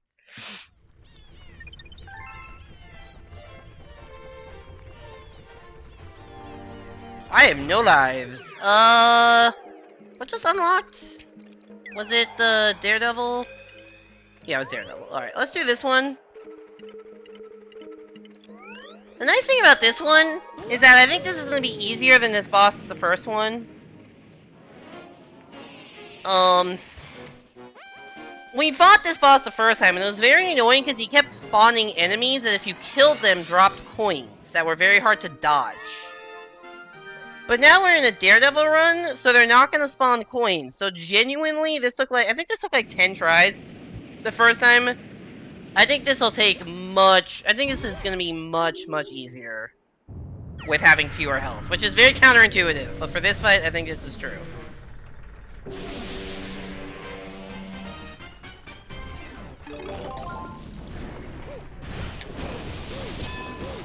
Like, I would have collected a coin from that enemy if I weren't on, Daredevil mode, like in the main star.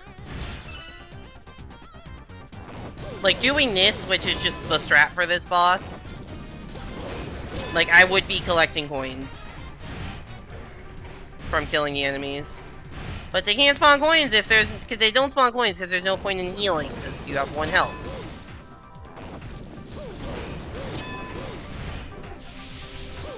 Like, Daredevils are the stars that you can say will not be any harder than usual coinless. Very rare that stars have no coins. I guess that one, like, purple coin mission in Puzzle Plank had no... had nothing. No coins.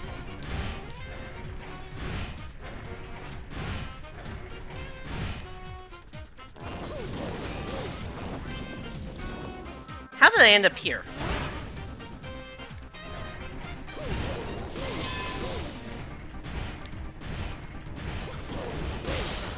See how easy that was? Now imagine that fight, but I couldn't kill the enemies. And so I just had enemies roving around that were basically just stage hazards, and if I killed them I would probably get coins from them. Yeah, that one's so much easier, Daredevil, it's not even funny. Hostile ship, yeah, presuming you know that you can loot the hostile ships, it's kind of random limited what you can get. Some will be hyped about winning combat, some will be disturbed. If you're wondering why a cargo ship is equipped for combat, FedEx planes have anti-missile systems? I had no idea, that's insane. That's actually crazy that that's a true statement.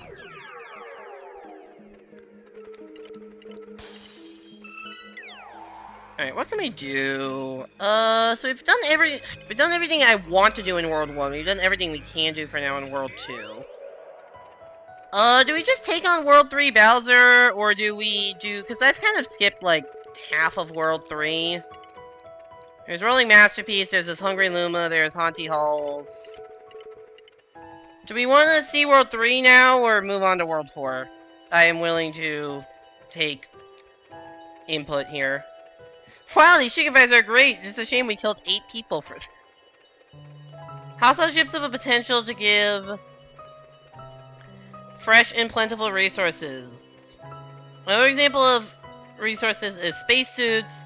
Cargo ship is capable of deploying a large number at once, but is only equipped with 2 to start. You can find and loot more to use. Interesting. World 3? Alright, let's do Haunty Halls. I don't want to do the slide one yet. Although maybe it's easy, I don't know.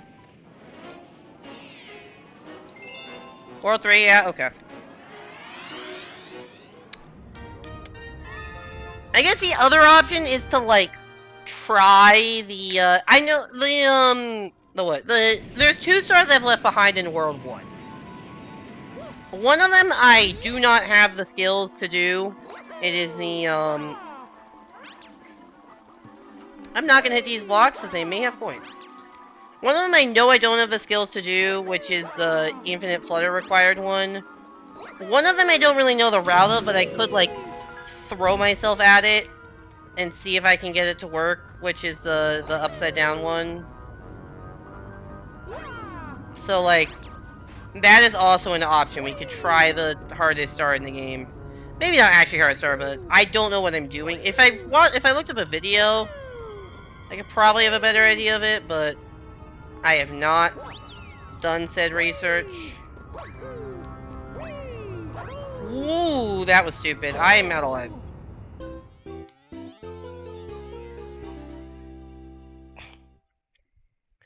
Looting a spaceship involves people going out in tethered spacesuits. Can people, like... can enemies cut the cord of the tethered spacesuits? Or is it, like, strong enough to withstand that?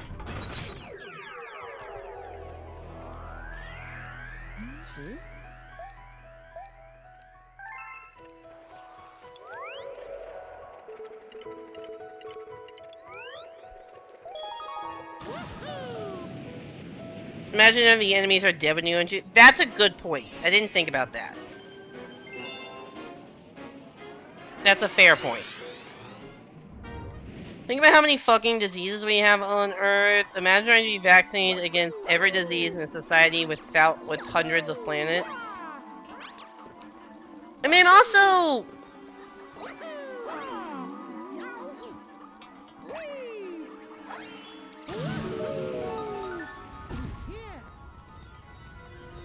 are these, like...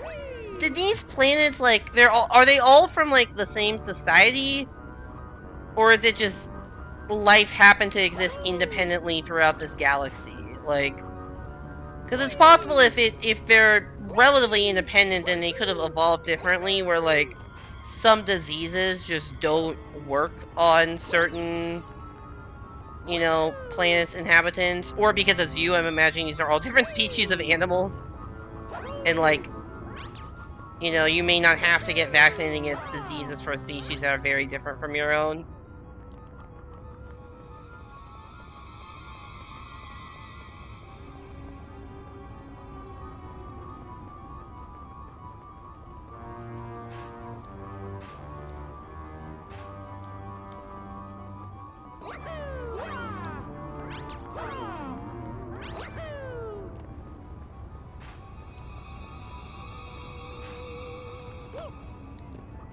This galaxy, this particular star I'm doing, during my race against Evan made one of my favorite Evan noises of all time. He, like, tried long jumping to a platform that, like, didn't exist or something. He just goes like, "Oh yeah, baba!" I don't think I can impersonate it, but it's like, "Oh yeah, baba." I know Les made a clip of it. It was, like, the greatest, one of the top tier Evan noise. Also, I like how you can just choose to not do that. Can you go backwards through this? No. Okay. I was supposed to, you know, not lose Yoshi by doing that. Okay. There's a countess. There are vaccines for literally every disease for every species, and every ship is equipped with a vaccine printer. Yeah, that's the clip. That's the clip. Thank you, Toby, for finding the clip. That is top tier Evan noise. And that happened, and that's the only thing I can think of when I do this particular star, is that clip. I am really that stupid, huh? Wake up, everybody, it's oh yeah, baba. This is not hard. This is just normal gameplay I'm fucking up.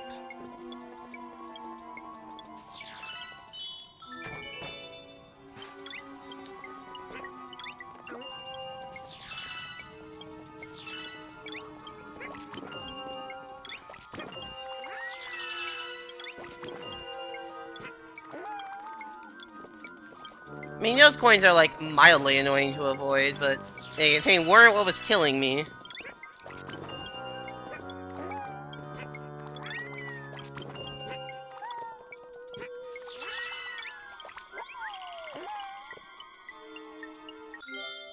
Alright, no coins.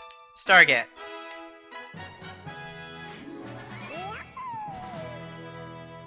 Normally, everyone you just enter your species and plan, it'll say how many injections you need. Normally, everyone would just print out the vaccines. In this scenario, material is very limited. When you land on the planet, you cannot have everyone come out. You have to choose who gets to enjoy the fresh air. Oh, fun. Also, is there any fresh air? Because I thought the atmosphere didn't exist anymore.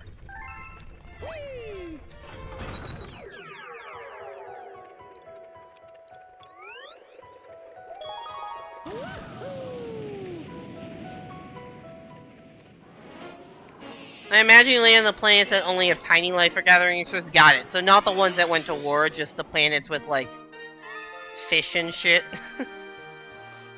Fish planet for water resources, or, like, you know, insect planet for grass and stuff and plant life. The fish and shit planet. I don't know why I said it that way, but you got the point I was trying to make, so it worked.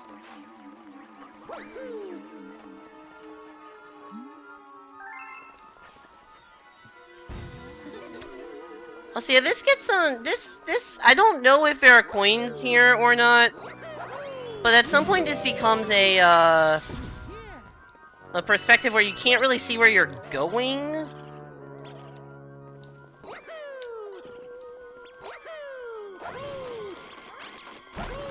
Like, case in point right here.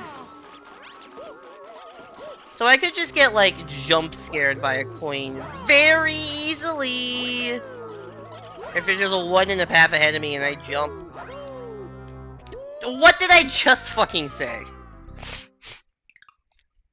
Alright, might have to treat this section with a bit of patience. I know that's not my strong suit. At least that ending bit definitely needs some patience. Alright, let's take our time on this one.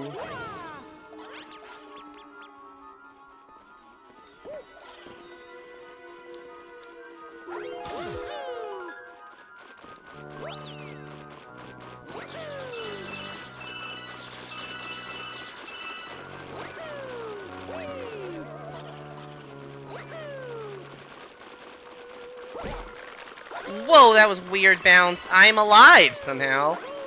Is there a planet there? No, there was not planet there. Oh yeah, Baba really kicking my ass in this galaxy. Truly, truly. A ton of uninhabited planets, fine atmosphere, no infrastructure. Got it.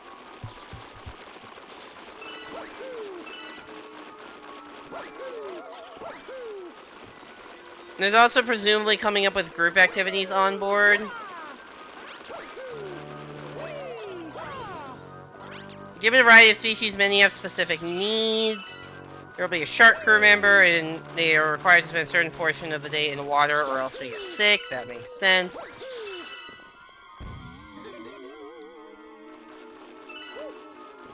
Which I'd imagine is tough when clean water is like a limited resource.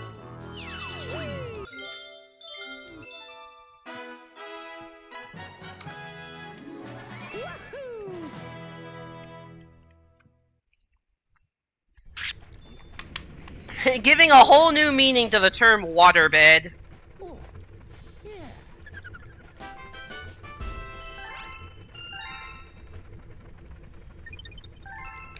Every shark will feel guilty, but Jesus, you don't have to drop all this dark shit on us.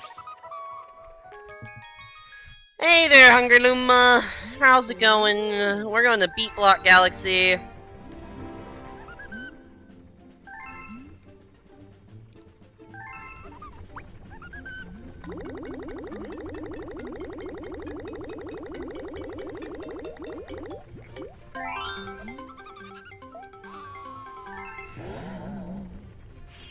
But lore...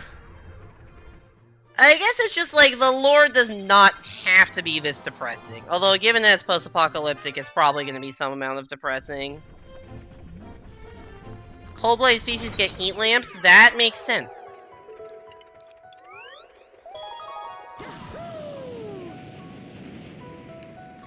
How many, like, or how many...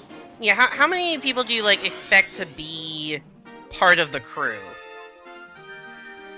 Like, are you managing, is it like 5-person crew that you're managing? Is it like 20 different species?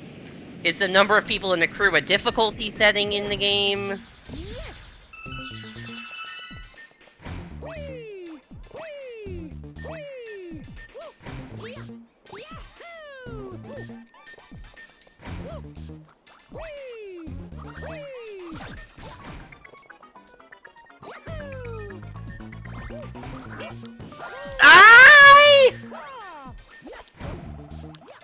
The ground pound stall.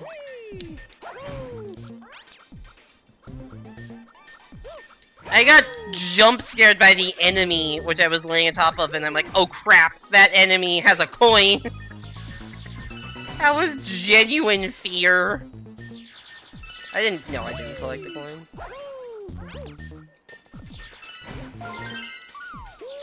I didn't jump. Hey there, Simon, welcome back to the stream, hope you're doing well. Yeah, we still have only collected the 6 coins. I have definitely been avoiding all the Hungry Luma stuff. We'll do that, you know, eventually. I'm so stupid!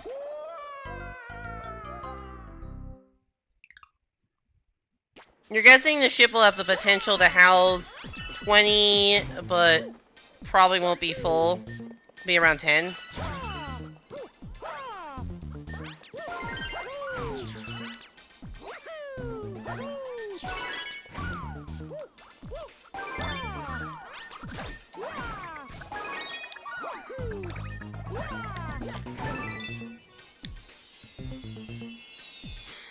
Based in the U.S., you might have seen a few of your VODs on YouTube. Yeah, I'm in California.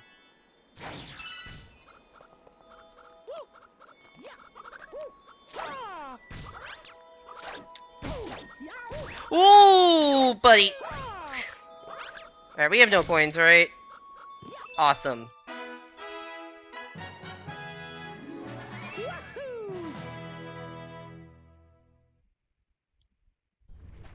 Also, I appreciate you watching the VOD channel, Alicia. If you want to see the VOD channel, I have a command for it, because... promo. If you miss any stream, yeah, every stream since the start of 2022, is on that VOD channel. Except for, obviously, this one, because it's still going. And I don't multi-stream. You think it has potential? I definitely do think the game idea has potential. Ooh, we got a race. Alright. It does sound like an interesting idea. I'm not sure if you're planning to, like... I don't know what your plans are for. Like, I don't know if you're gonna try to, like, make it into a full thing. Like, do all the work on it yourself, or what have you, but... I do think the idea has potential, for sure. Enjoy watching yours and Hugh's VODs between streams. Yeah, I don't know.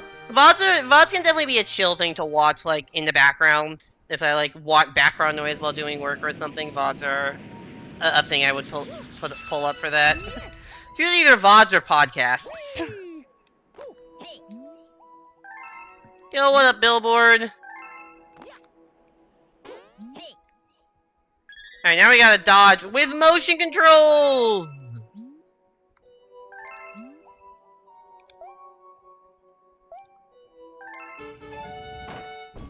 Also gotta take down Billboard.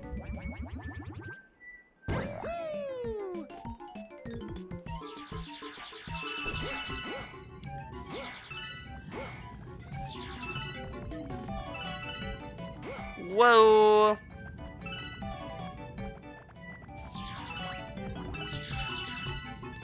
For some reason, they have a speedrun comment of this, but the key is not in the same place in the speedrun comment and the normal one, and I never remember which is which.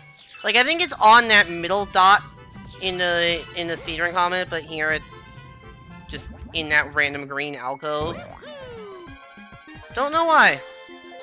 Also, the level is a little bit different, but that's neither here nor there. I need to make sure I haven't collected the coin. Cool. Wow. Oh shit, these Goombas are threatening. If these Goombas roll into, like, if these Goombas just charge into me, I could easily just get a coin.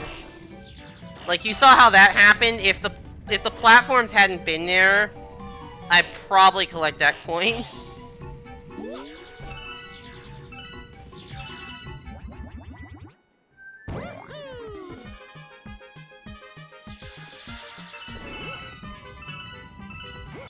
As it is, we're still at no money.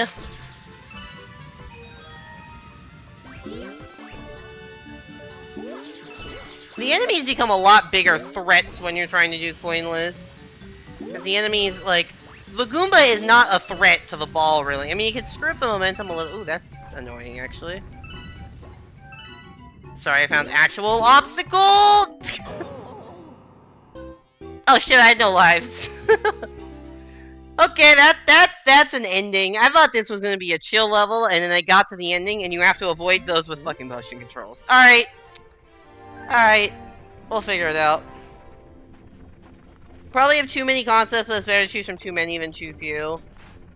Yeah, I think what's important for game design, you know, talking as someone who knows nothing about game design, probably want to ask Adam about that.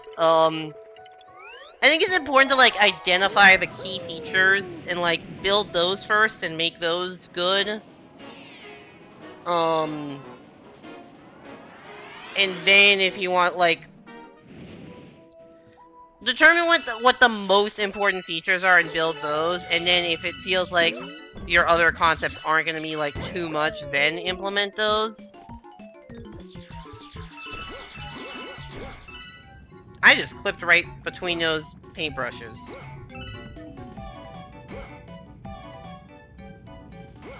What part of it do I find more interesting? Good question.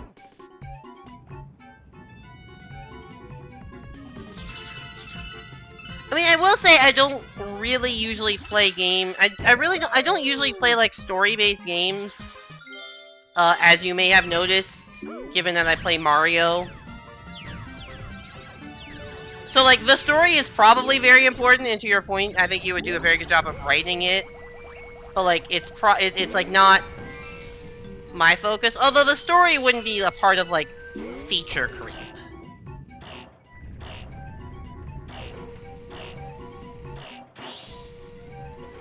I think probably. I think in terms of what I would say is the most interesting to focus on, I think the interactions with other ships would probably be... I think that's the most interesting part. I don't know how that did not collect that coin.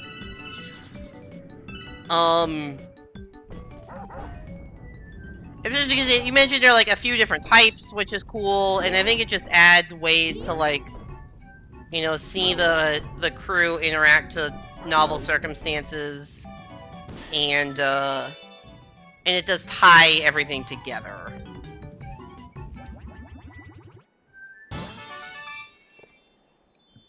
I guess also the planets, like encountering new planets that could have good resources. I guess what I'm saying is just a variety of that sounds good. And you're not just like constantly on your ship the whole time talking about food and water management.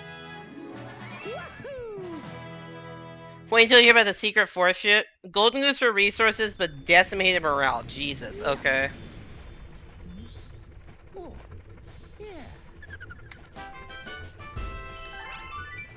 I mean, that's like the resource management part is not bad, to be clear, and like obviously that is kind of the underpinning of everything is the resource management. But I think putting the characters in, like, I don't know. As an example, the fact that like the shark has to have a certain amount of water, like exists in water, and you know the cold-blooded species have to have heat lamps, and like all the friction that causes on the ship. I think the inter-ship friction is less interesting to me than the friction that comes from meeting other people or encountering new environments.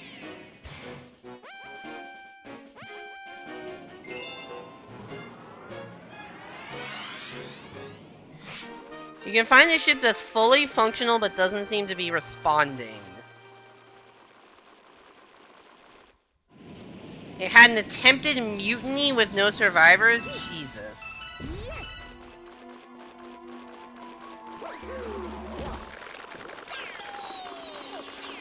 That is pretty dark.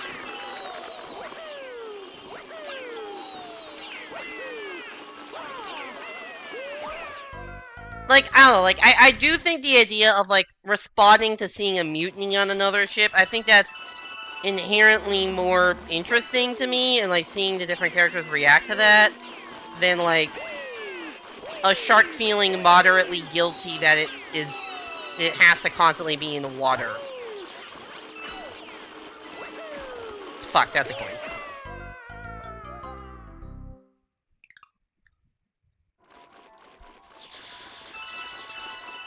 And to be like, not that anything you said is bad, but like, feature creep is a thing. The more features you add, first of all, the lower chance you have of, you know, the game ever actually being finished. And also you raise the chance of, like, some of the features not being implemented as well as you would want them to be.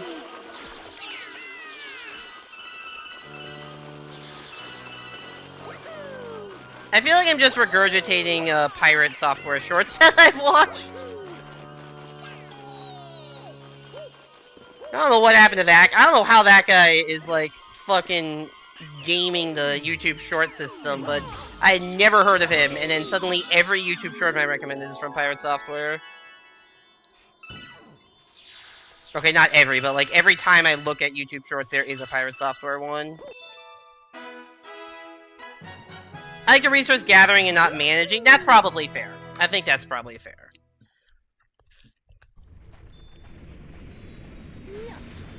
It's called the Crew of Resource.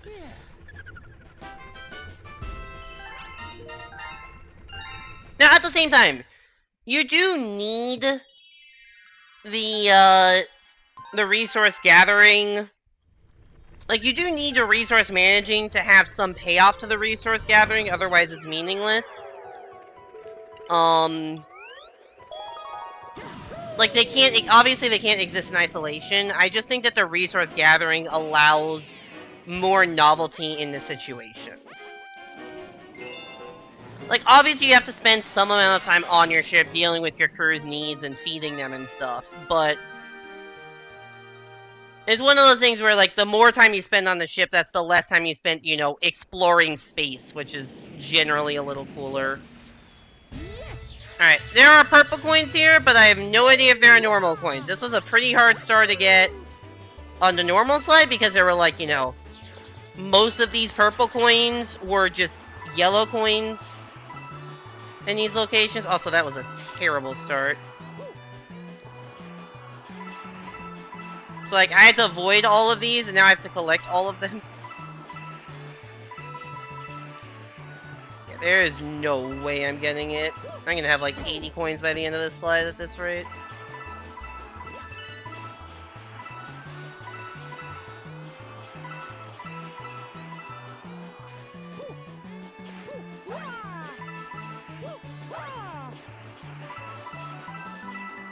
I wonder what the most... I don't think you can get every single coin on here. I wonder what the most you can get is.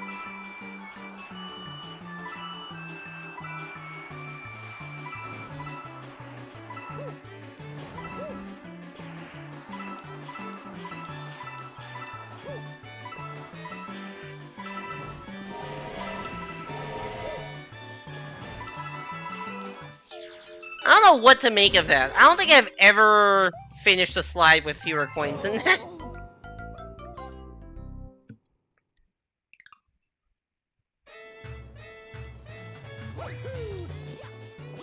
You are a lizard, very important to the plot. Noted. The idea of managing morale sounds fun. I do think at the very least, I don't know if morale and sanity are different things or the same thing in your system, but that is definitely... I think it is interesting to have, you know, a meter to manage that isn't just binary, like, have I eaten today kind of thing. So, like, that is, I think, good, and I think having that does add a lot to what you have.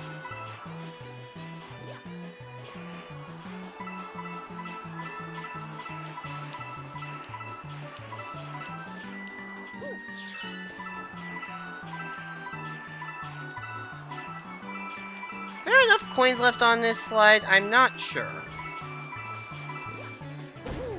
Well, doesn't matter if I'm dead.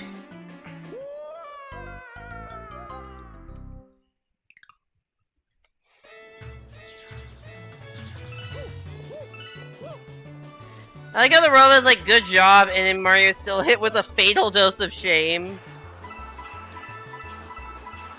Yeah, good job, and he's like, I think he said, like, now finish the job or something. Like, very...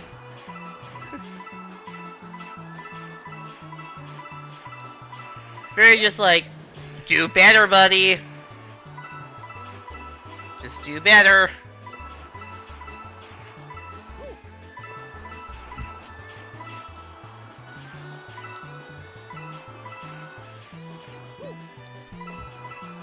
Also, yeah, there are some entities in the Mario universe that are just very powerful because they just, like, kill Mario if he fails. Like the Guillermo dude at the end of this.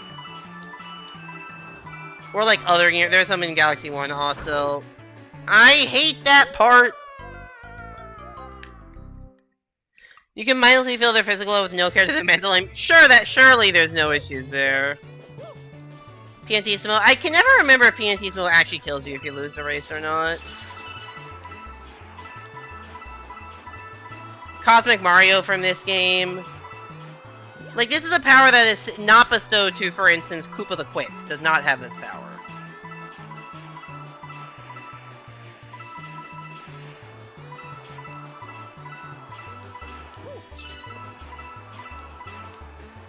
But yeah, the Guillermo's in this game, too.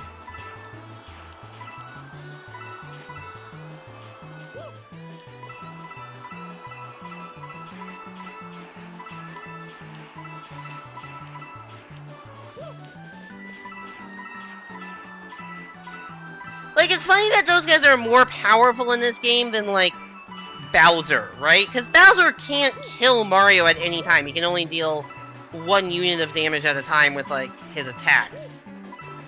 But this guy can just fucking murder the fuck out of you whenever.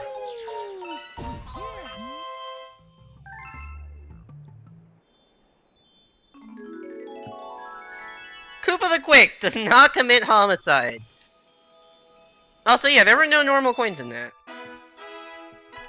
Once again, another example where the Comet Medal was the Comet Star was a much easier version. I mean, I'm not the best at that. I did die a couple times, but like that version, that much easier than the slide with. Imagine all those purple coins as actual coins, and that's the normal slide. Much harder to deal with. And then also the Daredevil's Dig-a-Leg is just a joke, if you know what you're doing. What do I have left? We got Comet Medal, Speedy Comet here. Maybe Mario puts his soul up as the stakes when he starts these competitions. Some devil went down to Georgia shit. But instead of a golden fiddle, it's a golden star. Did Mario go down to Georgia? Did the devil go down to the Mushroom Kingdom?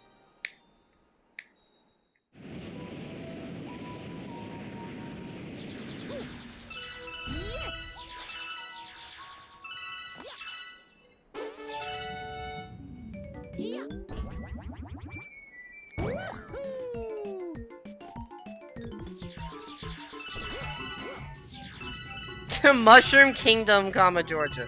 Also, see, that key is in a totally different place. The reason the ship has spacesuits in the first place is for the mechanic while in space. Okay, yeah, that's another example where, like, maybe you can just give enough spacesuits for all the crew members. If there's, like, too much, maybe you can do that. I don't think you lose that much.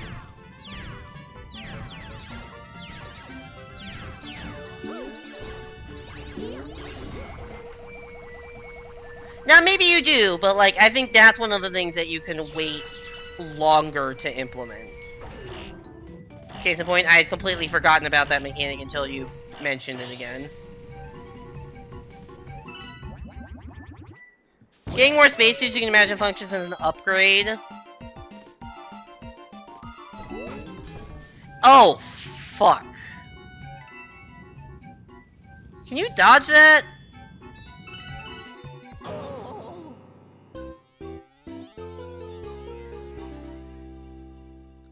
I don't know. I can think of 2 ways that you could maybe theoretically dodge that. You could hold back enough that you don't roll into it, but that might not be possible given that you're, like, you know, on a, you're coming from, like, a launch pad thing that you just have a lot of momentum. Or you could, like, frame one jump over it. I don't know if either are possible. And I guess it's a question of, do I land literally on the coin unavoidably, or do I just land, like, pixels in front of it? Because if I land directly in front of it, there's at least a universe in which I can dodge. But, if I land directly on it, that universe does not exist. Getting more spaces, you can imagine function as an upgrade. I guess. But you can also, like, upgrade the spacesuits themselves.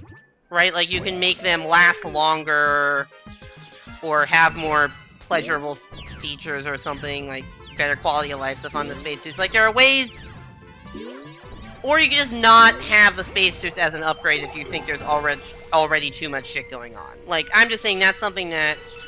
It's certainly not a bad mechanic, but it's, like, a less crucial mechanic, I think.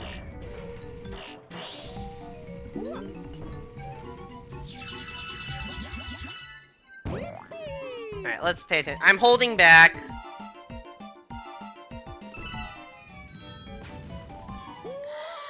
That doesn't work.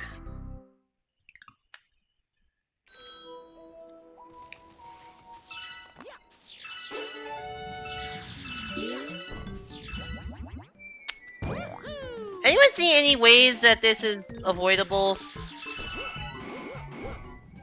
Also, I clipped through that again. Spacesuits are for the whole looting thing. I mean, the looting definitely should exist, but like... Like, the looting thing, I think, is a good mechanic and definitely is a crucial part of the game that shouldn't be avoided. But... you can just imagine that every character has a spacesuit. Also, especially because these are different species, wouldn't, like, the different species have different sizes of spacesuits? Like, I can't imagine the lizard and shark would have the same spacesuit compatibility. Which would make me assume that the ship would just have stuff for everybody. Or they would just, like, bring their own on the journey. Alright, I'm gonna try... missing the platform entirely. That was not smart.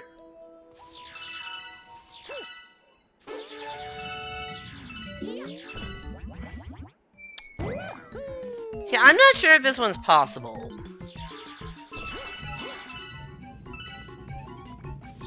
Interesting approach, let's see how it plays out. So once again, I could collect it with 1 coin. I am doing all of the stuff that doesn't require coin collection first, which is why I have, for instance, avoided Cosmic Cove Galaxy, because there are unavoidable coins there. I could die and respawn at the checkpoint and not add them to my file, but I'm trying stars that don't require any coin collection until I absolutely have to do stars that require coin collection.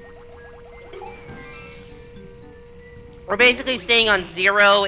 We're trying to stay on 6 and 0 for as long as physically possible. Alright, I'm gonna mash jump and see if I can get this to work.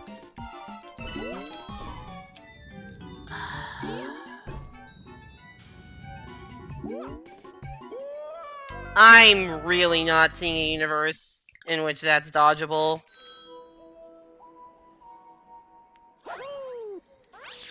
Alright, you don't... Yeah, I don't... Anyone seeing a way to dodge that coin? I really don't think it's possible to dodge that coin. I did not remember this being a problematic star.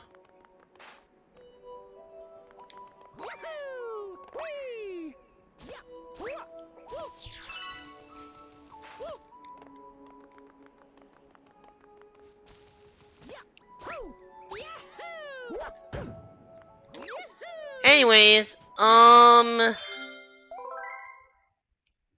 am going to, on that disappointing note, take a break. Because now seems like a good time to take a break. When we come back, do we have any... Oh yeah, I have a Fluzzard race. We're gonna do the Fluzzard race here.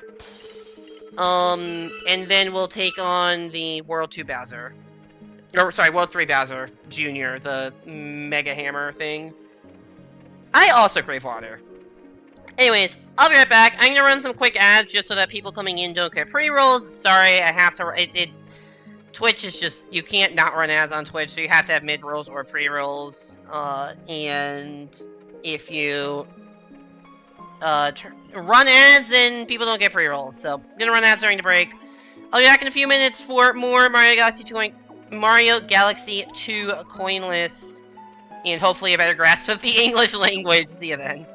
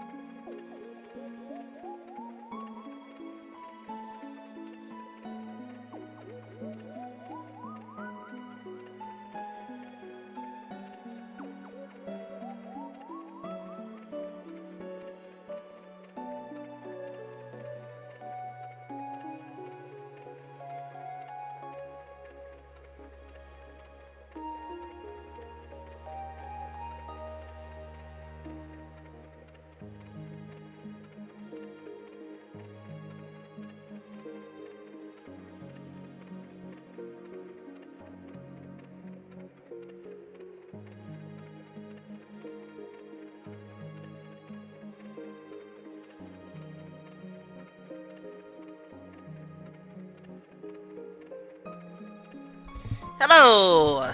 I've returned, and it's time to take on Wild Glide Galaxy. We're doing a race! Anyways, I realized that I was looking at the file. I have 37 stars now. I got 17 all of last stream. And I got 20 this in, like, the first, 60% of stream. So, stars are coming a lot faster. I think that's a combination of a couple factors. One, I think there are just faster stars when there's, fewer cutscenes. And we haven't done any Bowser Jr. fights yet, so there's a lot of cutscenes that come with that we're just not having. So that's probably part of it. But also, a lot of the hard coinless starts have been at the start. Like, World 1 had some really hard ones.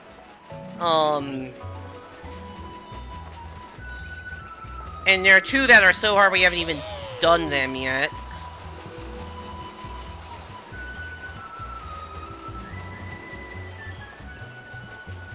So that's, a thing. I should not have gone this way.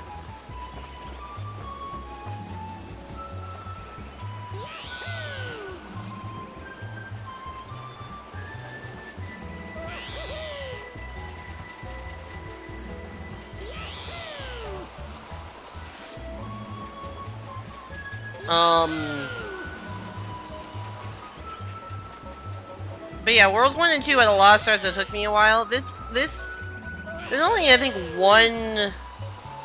there's only 2 stars that I've done today that I classify as, like, on that level of difficulty, like a harder level of difficulty. Which one's the slide, not the purple coin one, but the normal one on the slide, and the Hightail Falls Comet. Both pretty hard. But I mean, last time I'm trying to think of hard ones. The Bee Galaxy one was hard. The Upside Down one with that one stupid jump that took 40 minutes to get. Pretty hard. What else was not? Oh yeah, the Dig-a-Leg fight, pretty hard. And the harder ones just kind of took longer. Anyways, I guess it's time to go fight Bowser. Bowser Jr. Let's go beat World 3 and then figure out where to go from there. Because I've gotten 21 stars today and have not beaten a single world. So let's do that. Technically, I could have 40 coinless stars right now. There are... Yeah, I could have 40 coinless stars right now, but... if I got the one with infinite fluttering and the really freaking hard one, but I have not gotten those yet. And I'll put those off later. Anyways,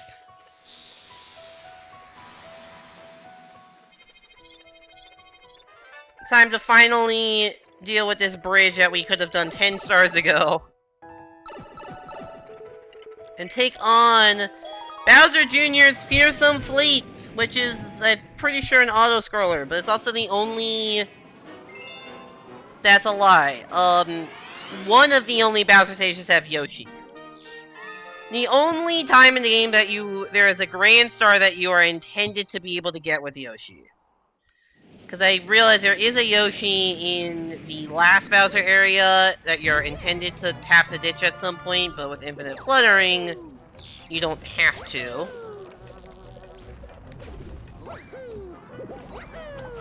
Yeah, I don't know if there are hard to avoid coins here. We're kind of a little bit committed to, like, specific platform routes, so... If there are any platforms that are, like... If there's any coins that appear, like, blocking these platforms entirely, that's gonna be something that we gotta worry about.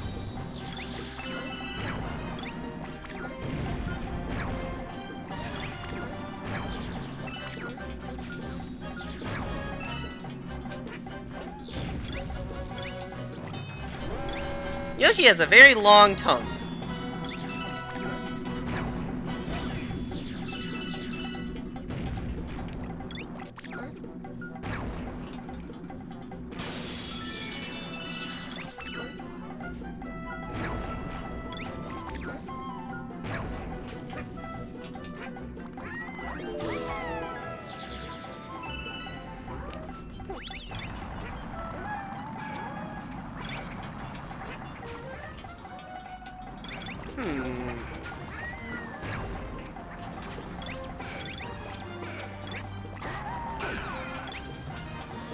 Okay, I gotta fire. Okay, no, I can just hover up. I didn't know if I could like get enough height on the hover up as with a bullet bill in my mouth. The answer is I could. Also, on one of these ships there's I was gonna say on one of the ships there's a comet medal. It's right there. I see it. Bum, bum, bum.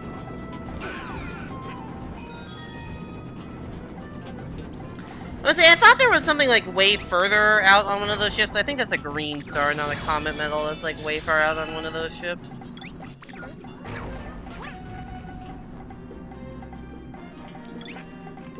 Alright, no coins. Boss fight time. I don't remember if there are coins. I mean, I know there's ways to get coins during the boss fight. I don't know if they're like easy to avoid or not. I don't know if there's coins floating around or if they're all like things that you have to shoot with star bits. Robot cockpit. I don't know why that was the only phrase I took away from that dialogue that I skipped over almost entirely.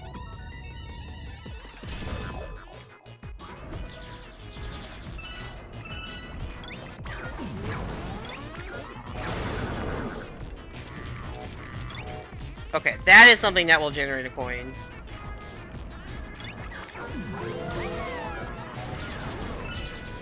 Also, real talk, why does this robot have... phrase I don't want to say, but is 100% accurate. Why does this robot have damageable nipples? Like, actually, why? What is the design philosophy that makes that be, like, an important feature to have?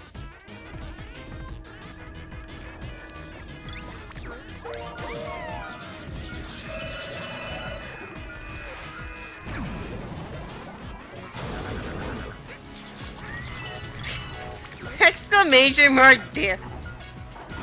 Why?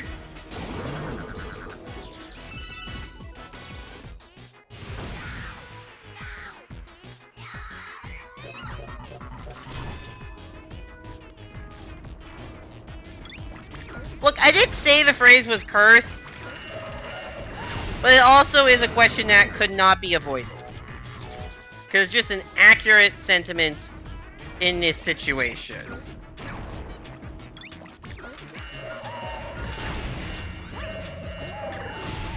I should have waited for the second one. Oops! Oh, thankfully there's a Yoshi right there.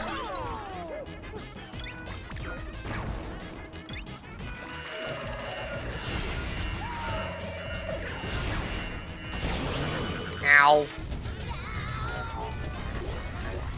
No answer at this time?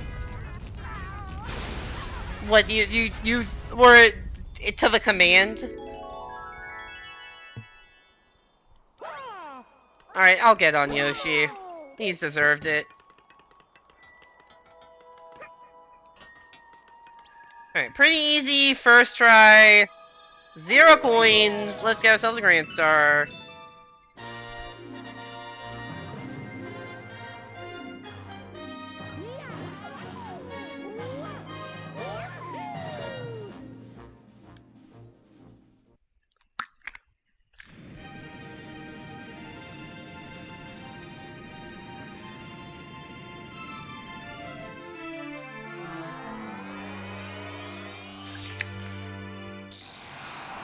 Are you happy that are you happy, Les? I had this as a quote. I'm not adding damageable nipples as a command.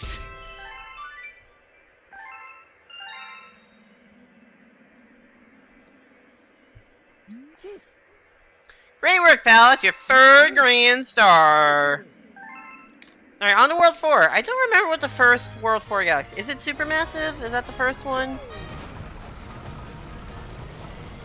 It'll do for now. Oh god. The worst part is we have to fight that boss again because there's a Daredevil comment on it. Oh, we can go either way for the first one. Supermassive or Luma? I think Luma is B Galaxy. B Galaxy or Supermassive? Which one? I know it doesn't look like enough Starbits, but I can take some from the bank.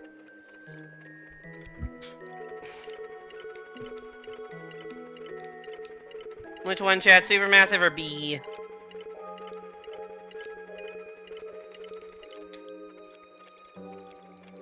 B! Okay. You love bees. I found the summon Toby button. I just need 1200, I think. So let's go to our local friendly bank toad.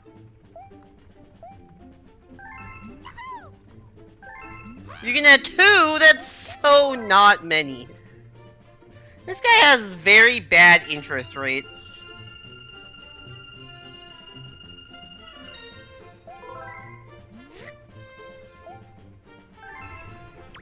Wait, actually, I just realized I had almost... I need to do something. I got very close. Yeah, there we go.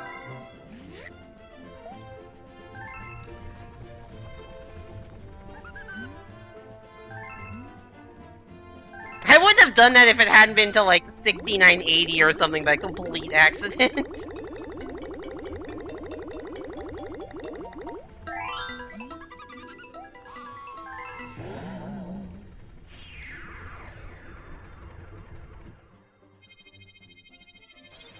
It's weird that both of the B galaxies in this game are Hungry Luma galaxies. Oh wait, no, this is Sweet Mystery. This isn't the B galaxy. I lied to you. But not on purpose. This is the B galaxy up here. I thought the Hungry Luma was the B galaxy, but no, it's this one. My bad! You don't get bees, you get, like, candy and shit. This is a galaxy that just makes you hungry.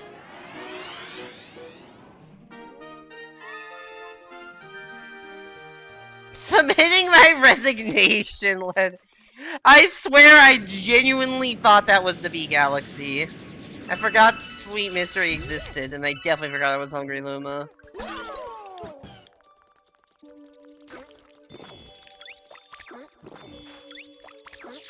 Also, what are those enemies? I don't think those green enemies that you can... that really just seem to be designed just to be eatable with Yoshi. I don't think they're in any other game. Whoa! I don't know how I had that much momentum. And I could not control it at all. Oh right, I already got a checkpoint, because there's a checkpoint 3 seconds into the level for some reason.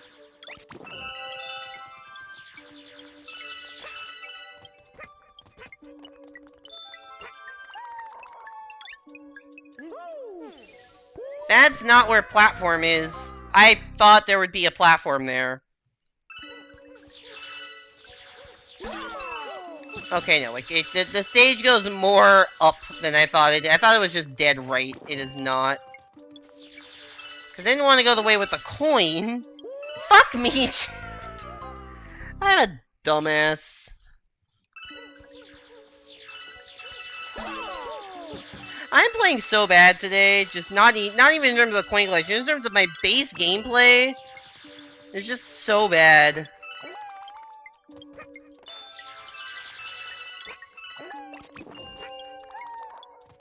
Alright. We do need to go out this way, because there is a comet medal over here. Which I thought I would get to if I just held right. Apparently that was not correct. Oh, wait, there's a coin. Gotta jump over it. There's 2 coins.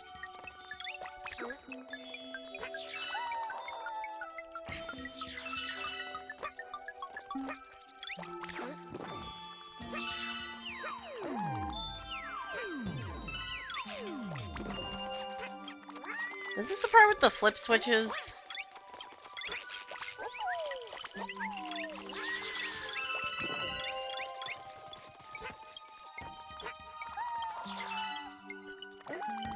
I continue to be a dumbass.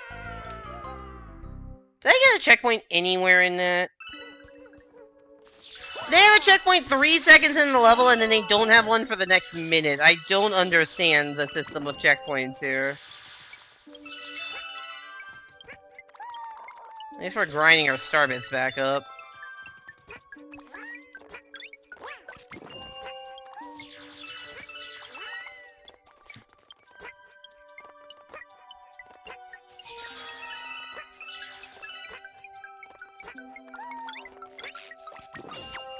Also, I should point out, by the way, this ground that seems like Yoshi's illuminating, this ground actually doesn't exist.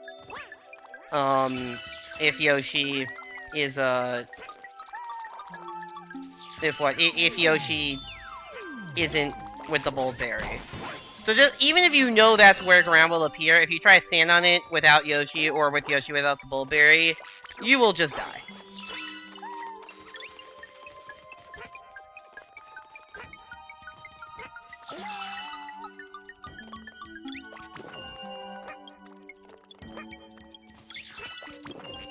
Okay, this is a flip switch area I was thinking of. There's nothing that way!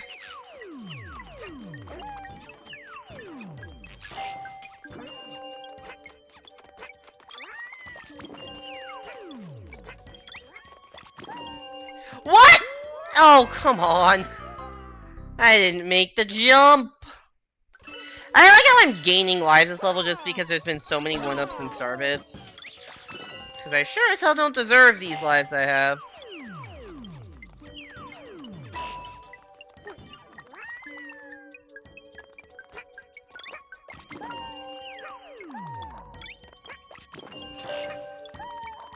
I gotta be careful here. No, that's a coin! Alright, let's not go that way. I think we can... I think with better ordering, we can, like, double back in a way that we don't have to go on the disappearing platforms with coins in the center. Like, yeah, I can just go this way. Yeah, so that's a situation where, see how I got off Yoshi and then immediately fell through where there was solid ground? Yeah, that's the kind of thing I was just talking about.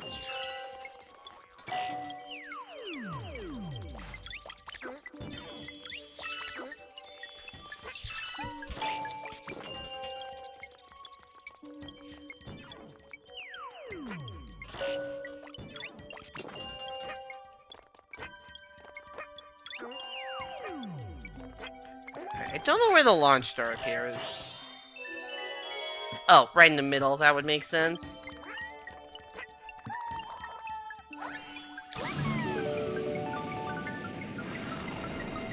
Yo! It's the box!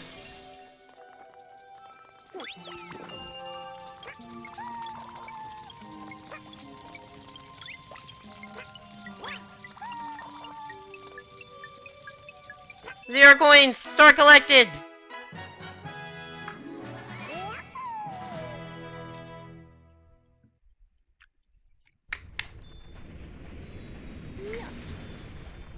Also, new backdrop.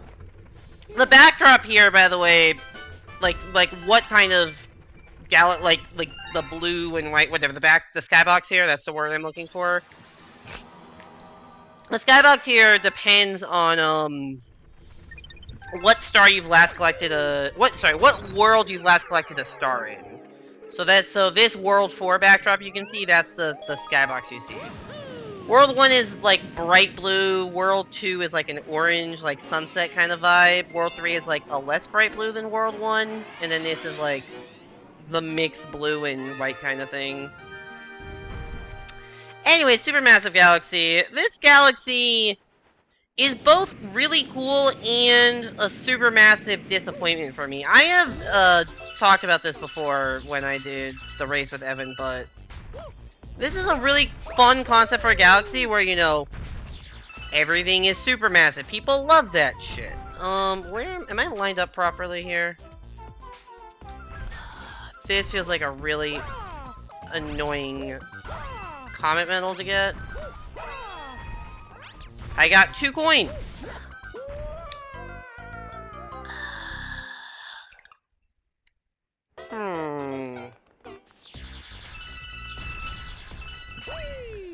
So, why is this so disappointing when the idea is so cool? Well...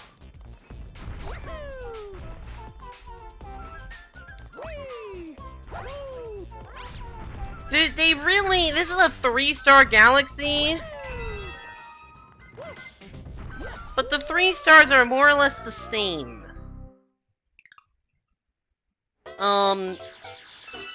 Like, the main star is you go all the way to the end of the level, which is like, okay, it's a main star. Actually, you know what? I will go towards the end. I'll get the comet medal later. They're so the same, I don't have to get it right now.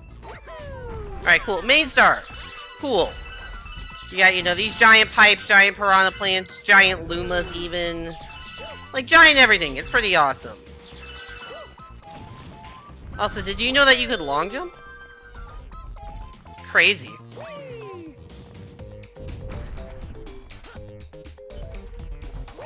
Giant thwomps, like, yeah, giant. I guess the checkpoint isn't giant. The star isn't giant, but, like, most things are giant. Also, this is the best way to grind 1-ups in this game.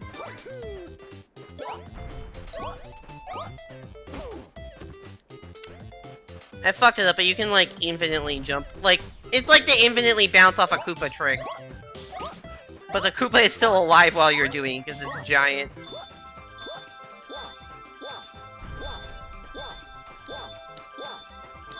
So if you ever want to grind lives in Galaxy 2, it's right here.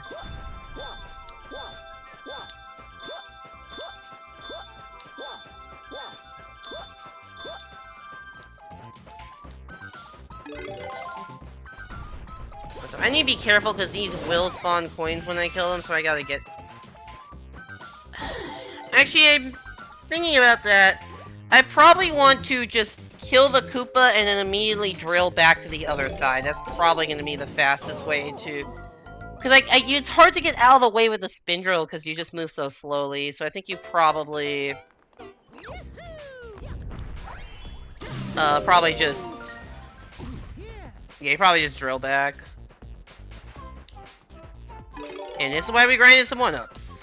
I will probably grind 1-ups off stream.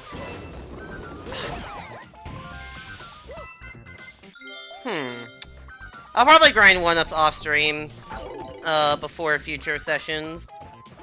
Because it's just more convenient. Also, how do you not... Huh.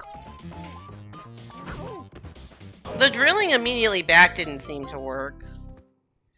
Maybe I want to drill, like, off to the side a bit so that the coin maybe spawns, like, not exactly where I am.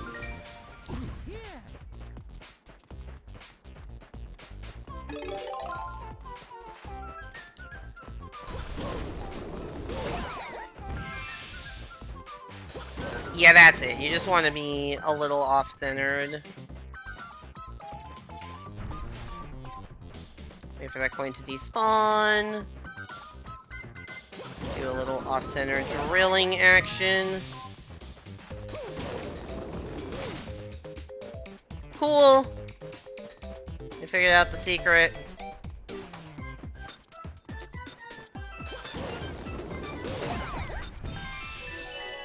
That might be getting the coin.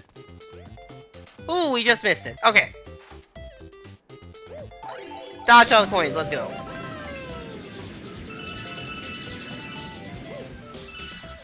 Let's see ya. Giant Luma! Also, giant, like, starships, even. Like, very cool aesthetics. And, like, you're, like... So, sorry, I'm getting back to why this galaxy is a fucking disappointment to me.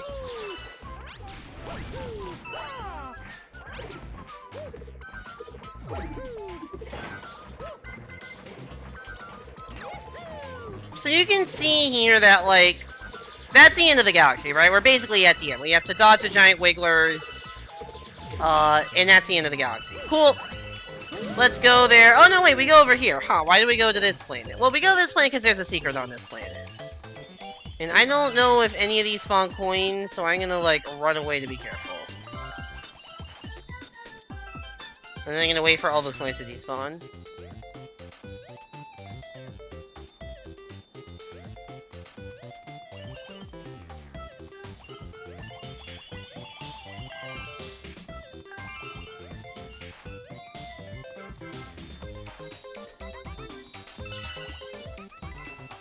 No, I ran into a coin! Damn it.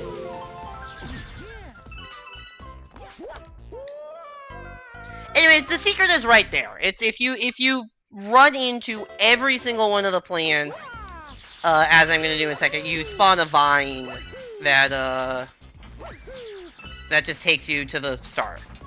So the secret star is like, a lot of times the secret star is like, you know, you feed a hungry Luma and then you get transported to a different planet, or just general some sort of weird secret. The secret's kinda underwhelming.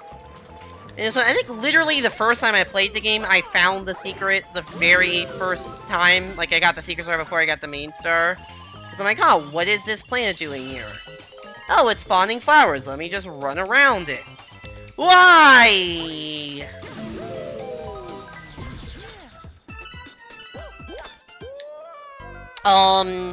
So yeah, first star, you go to the end. Second star, secret star, or hidden star they're called in this game, sorry, hidden star. You go 90% of the way to the end, and then run around the planet until it just takes you directly to the star. There's no extra planet, there's no hidden challenge. It's just run around the planet, which is only hard if you're doing dumb coinless stuff like me, and you have to actually avoid it. It's not like there's any enemies on the planet or anything. I just have created artificial enemies because of my self-imposed challenge.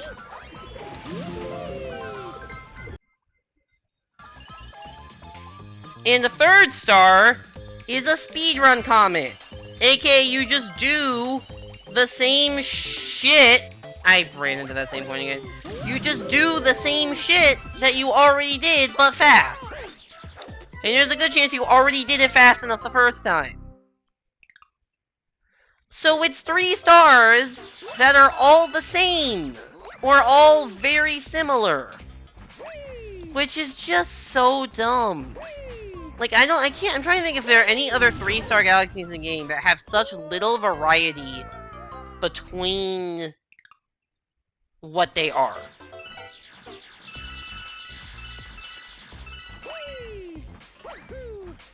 Like, certainly the speedy comets, like, don't necessarily add a lot of variety because it's just doing the same thing but fast.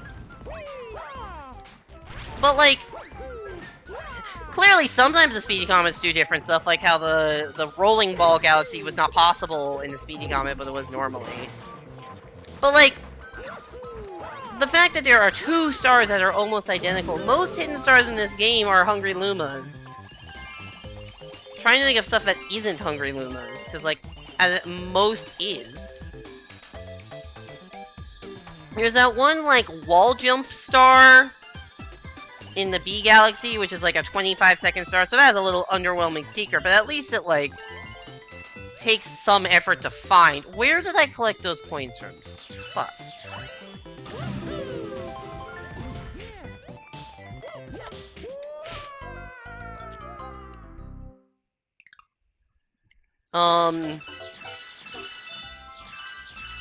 I'm trying to think of what the other hidden stars are. There's the,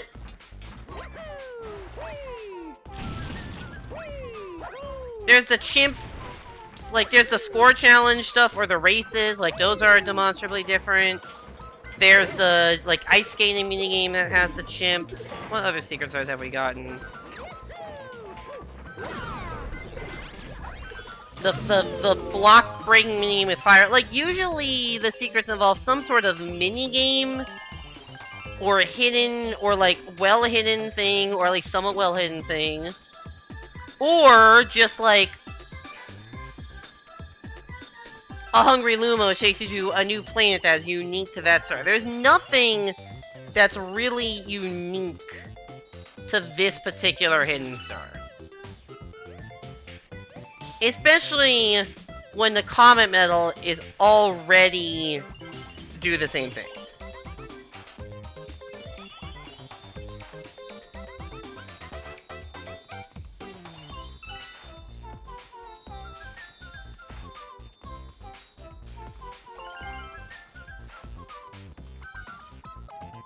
I'll wait for those coins to spawn. What spot am I missing?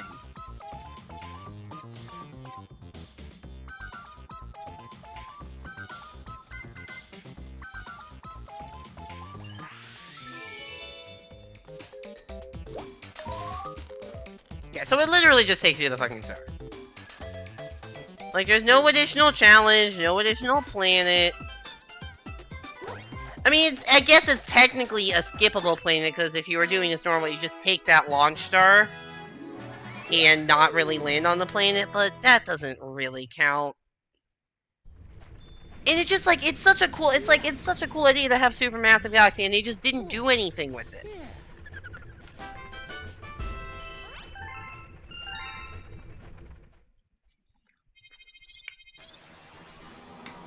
Alright, let's try to actually get that Comet Medal, because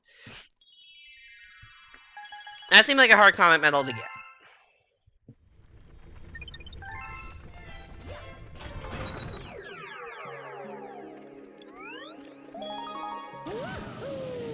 Alright.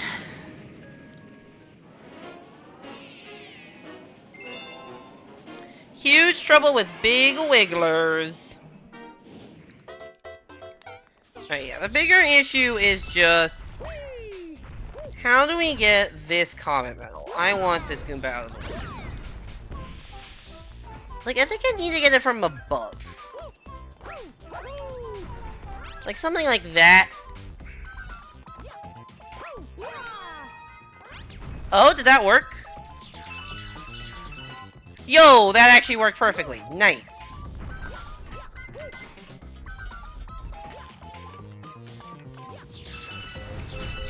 I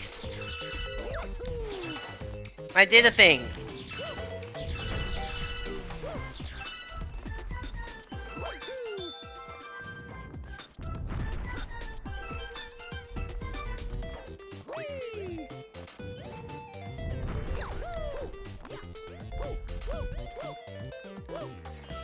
Oop, I didn't mean to fire serve it. I don't really think coming up here was faster, it just got me a green, a 1-up in a place where I can farm infinite 1-ups. Definitely want to collect this checkpoint, because there's a very real chance I accidentally collect a coin here, so... I'll say, I have to deal with this shit, you know, 3 times.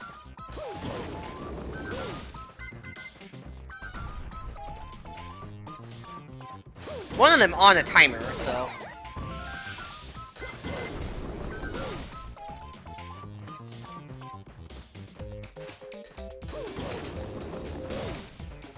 yeah, I realized I missed that. Probably there. Nope, 2. That's bad. That should work. Hold left. Nice.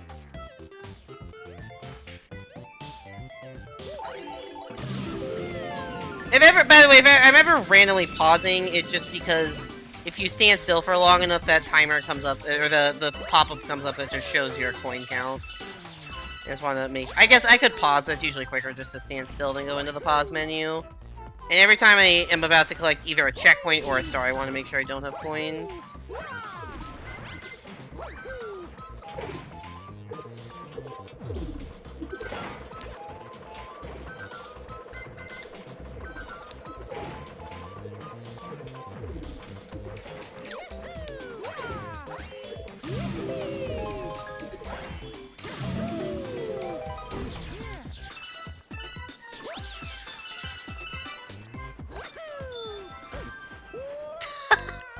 I don't know why I thought I would make that long jump without spinning. I had, like, complete confidence that I would just make that long jump and it would just work perfectly.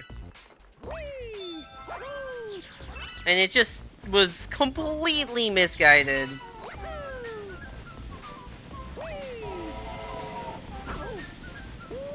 I forgot the... okay, I'm gonna stop doing dumb shit and play the level mildly intelligently.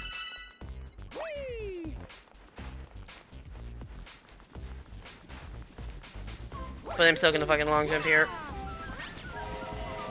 It's the ending bit I'll actually...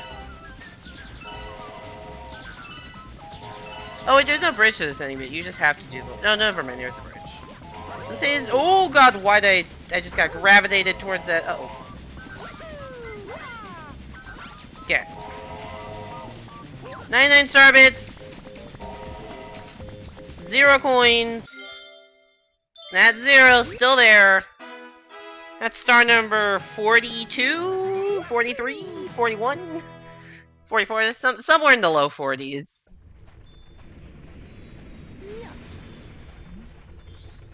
Oh, yeah.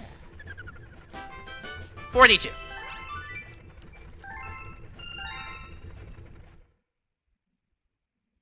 Oh shoot, we got a comment on Bowser's lava lair. We're gonna do, hey Toby, we're doing B Galaxy now. For real, we're gonna do B Galaxy, and then we'll do some of the comments that popped up.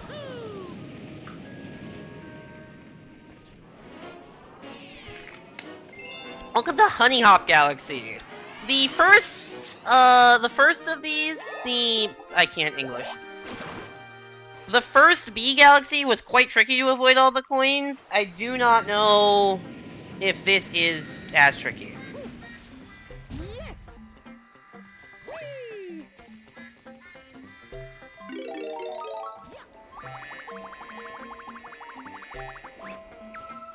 The first one didn't have, I don't think the first one had any honeycomb. But they like putting coins on the honeycomb, so that might not necessarily be a good thing for us. Okay. I gotta fly before I reach my peak.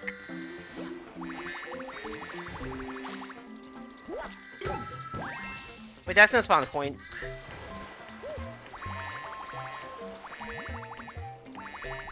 I'm gonna go around. I'm gonna try to avoid... A lot of this B Galaxy and the other one both have the issue of being 2D in a lot of sections. Like, this is mostly a 2D section. And 2 dimensions mean there's one less dimension to dodge coins in, and the paths can be a lot more constrained.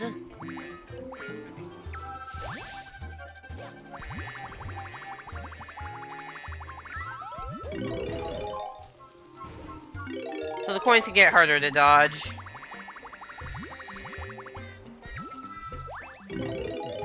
Ow.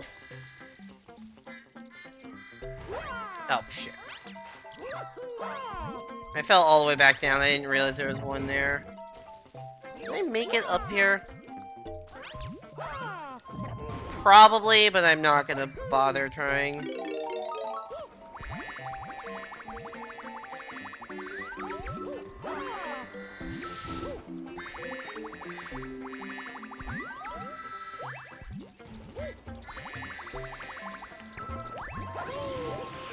Oh yeah, right, these flowers.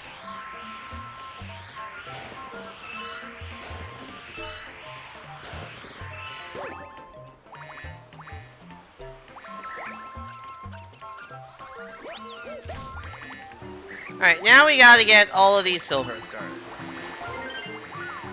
Which may or may not be placed around coins, still not sure.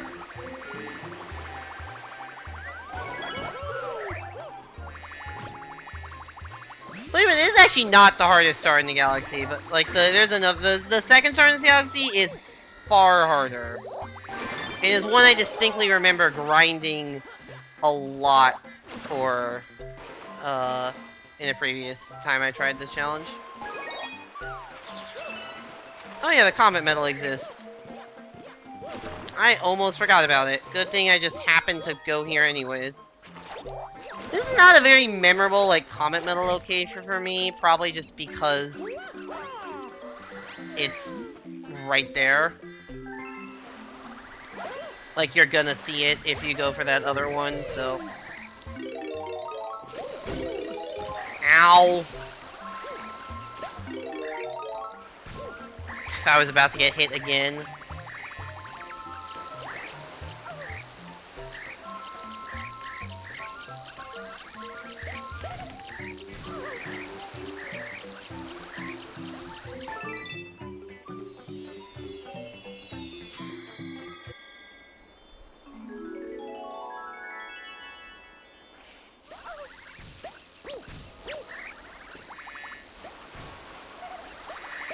They really did not need to bring the weird-ass Queen Bee back. They really didn't. This was not a necessary retread of weirdly sensual Mario as a bee crawling over Queen Bee's body. Like, we did not need another game with that in it.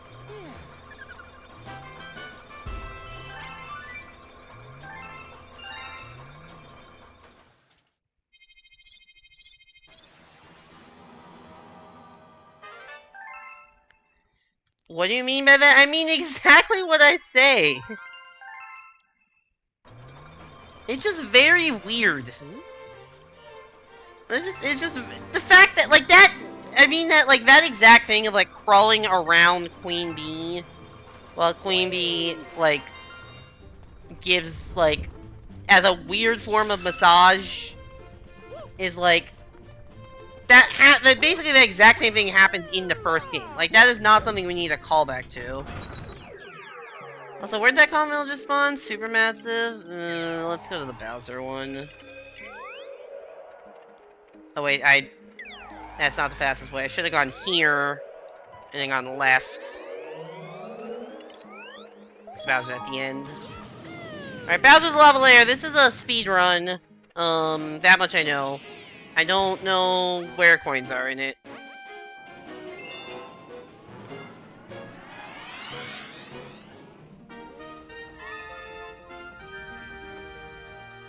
Just get the clocks, get the star, bing, bing, boom. Don't get coins. Yes. Whee! Woohoo! Oh, so you're supposed to kill this Magic Koopa, but you definitely don't need to. Also, I got, like, double hit stunned by the stairs. Oop, I was supposed to long jump, and my long jump did not exist. Whee! Whee! Wah! I swear it is possible to do that. You can make that jump. I'm pretty sure I made it the first time I played this galaxy. What the hell? Fine game, I'll do it the boring way.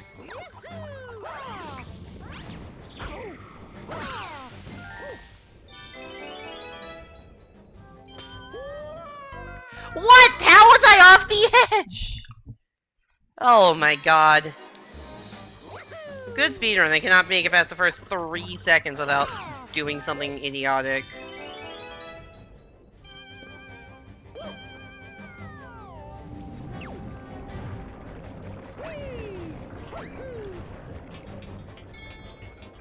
Oh, right, this shit. You have to, like, bounce off the corner. Ow.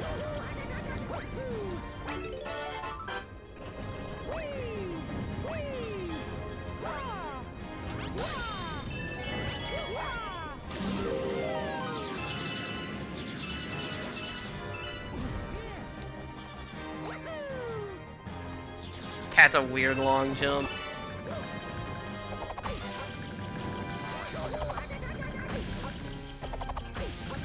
Fuck it.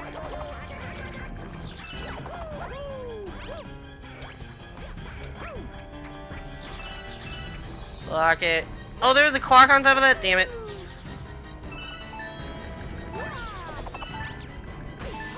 Why?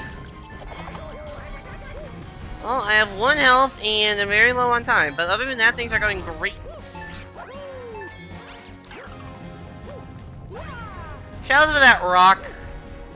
Later in the game, there's a green star behind that rock, and it is one of the best green star locations in the entire game.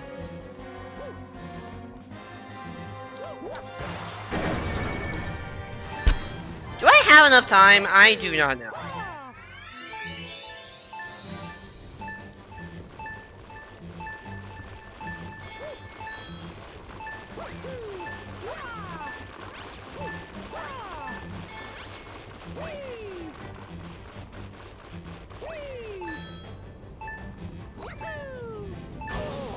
Oh shit! I don't think I had enough time. That's a slow-moving platform. There's no way I was getting. There's no way I was going to that clock in time.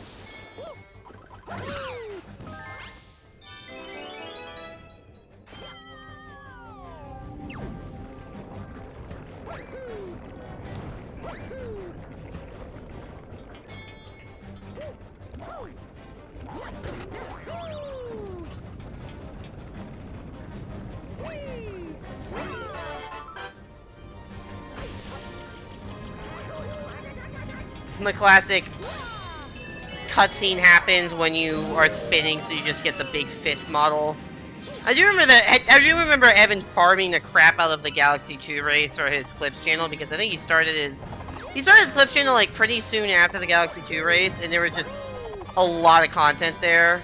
And one of them is Big Fist Luigi, where he essentially does that same thing, like cutscene happens while spinning.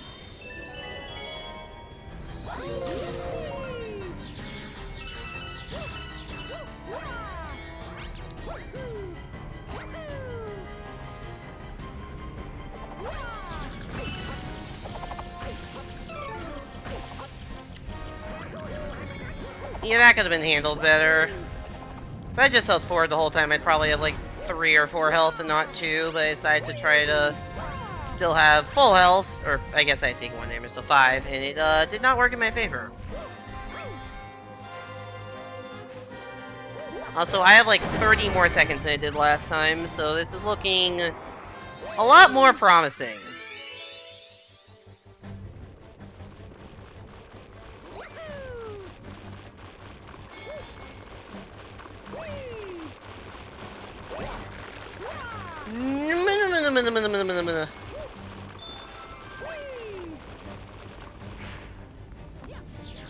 Okay. Now we wait on the platform.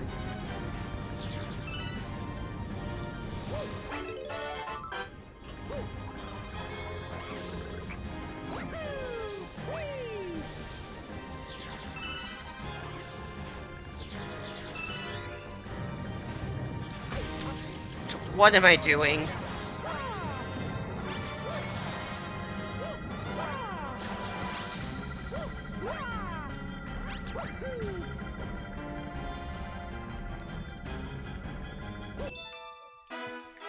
There we go!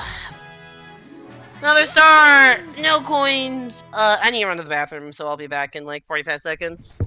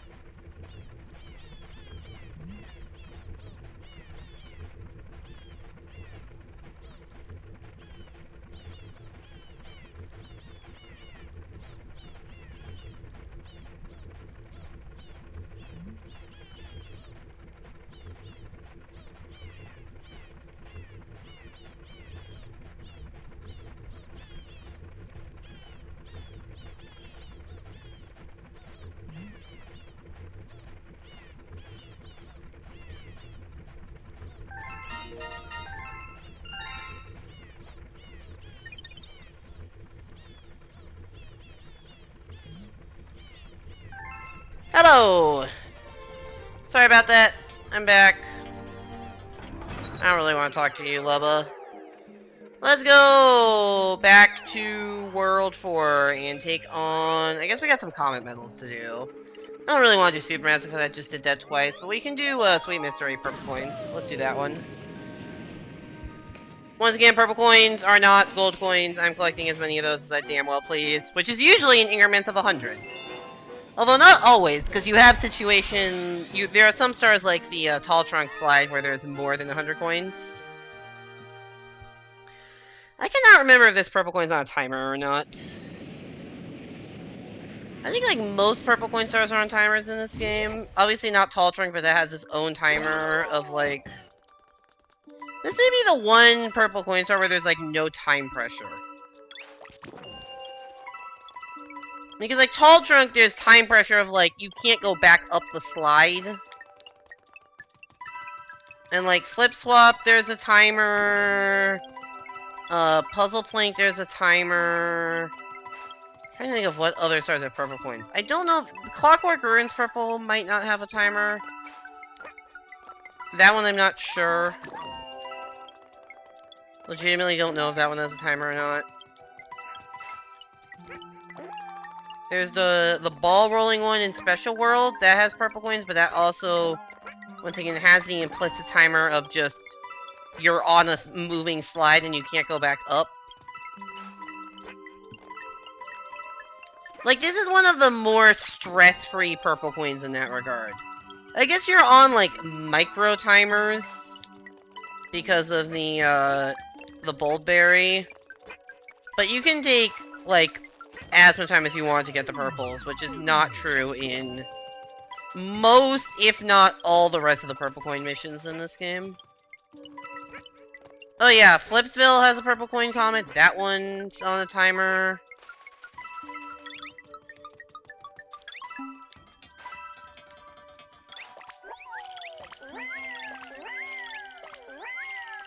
Is there a purple coin here? Nope. Just a bullberry, which makes sense. I felt like that would be a purple coin location, but it just isn't.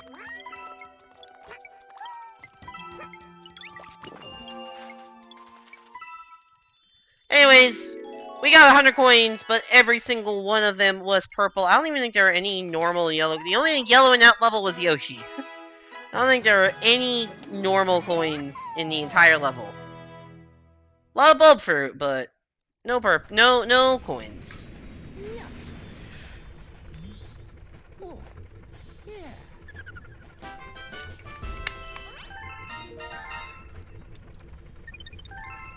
Whee! Alright, that one's done. Let's try Flipsville. Yippee! Is the first one the Silver Stars one or the Glamdozer fight? That's not a very useful title. I think the first one's the boss fight. I think the first one's a boss fight, the second one's the drill one. Yes!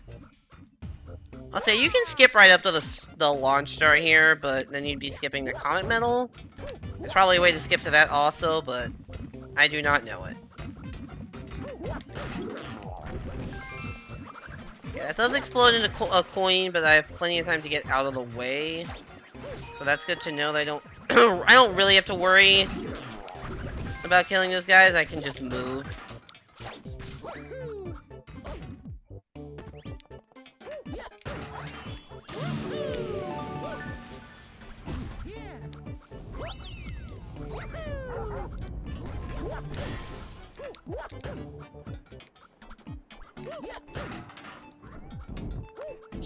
You gotta be careful, because one thing I learned last stream is that your hitbox is expanded when you ground pound. So if you're like in the vague vicinity of a coin and you ground pound, you may collect it even if you think that you're... Even if you were just standing there, you wouldn't.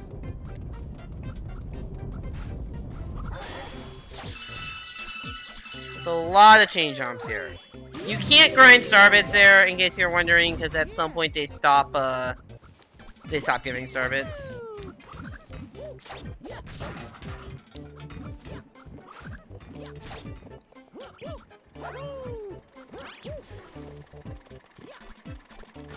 Alright, I gotta be careful here.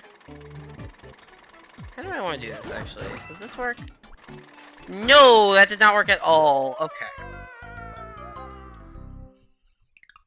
Alright, this might be a bit of a trickier one. At least trickier segment.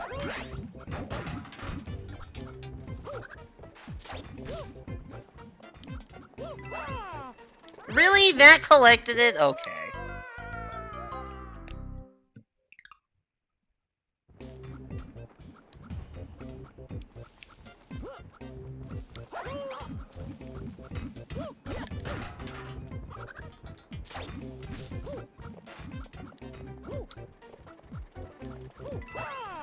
Fucking hell, I did the same goddamn idiotic mistake. That was not intelligent. That was not what we call learning from our mistakes. That was what we call the definition of insanity, trying the same thing and thinking it'll work. Granted, I didn't really have anything different in mind the first time, so don't really know what's up with that.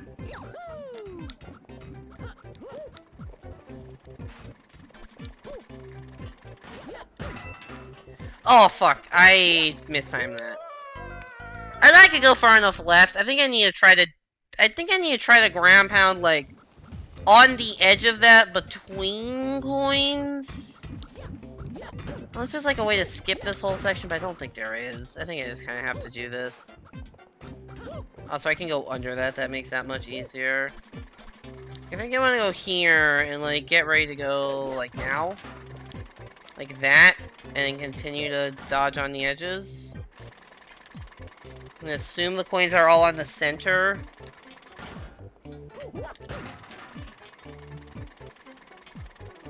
Oh, they stopped putting coins. They're like, alright, we have given you enough coins now. Which I appreciate.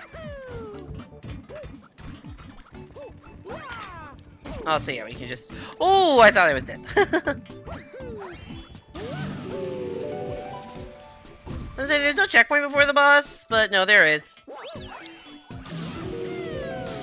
Time for... I believe this boss is called Glamdozer, although that might just be me completely making it up. I think this boss is called Glamdozer. Very weird boss fight. Anyways, let's get it started.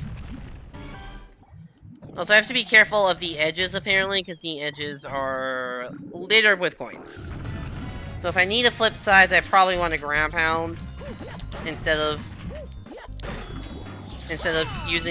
actually walking around, which is probably just good strategy for this boss anyways. I don't know why I thought I could get it hidden like that.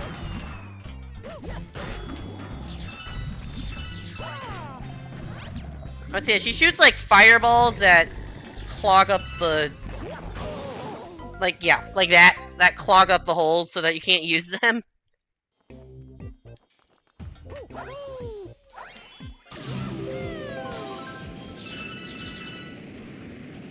Yo, nice starbit count.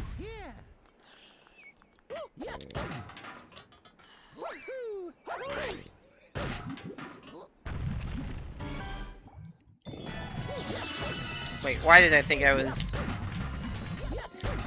Actually, I see what happened.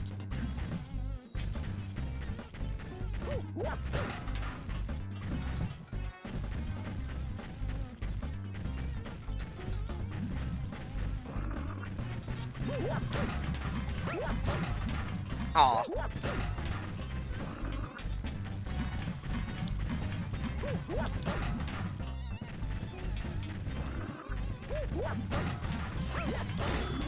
Okay, I don't know why that took so long to get the first hit in. Certainly didn't the first time.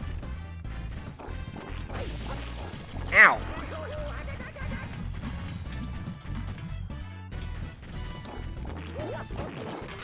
Why? Such a weird boss fight.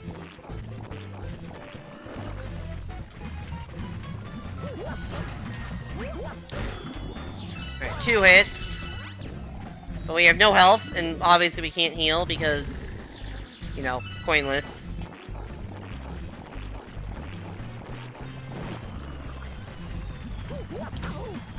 Ow! I'm dead. I thought I could make that. Turns out I could not make that. In case anyone was wondering. I don't even know if anyone's here, to be honest, but...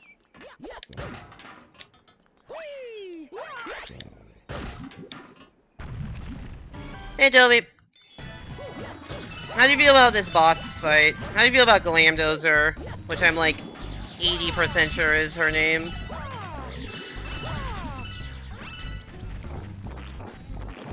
Big critter, this is accurate.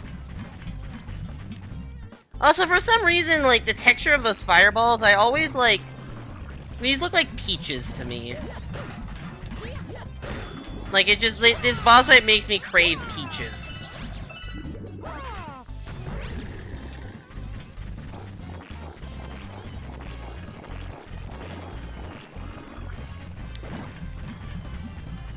I want to eat the forbidden peach, which is the fireballs being shot in this fight.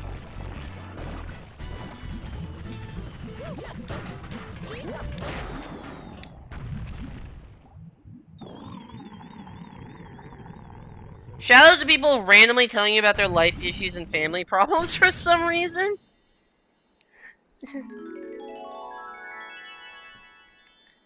Midnight Freaking someone will throw a DM that's like, hey, this is why I hate Valentine's Day. Jesus!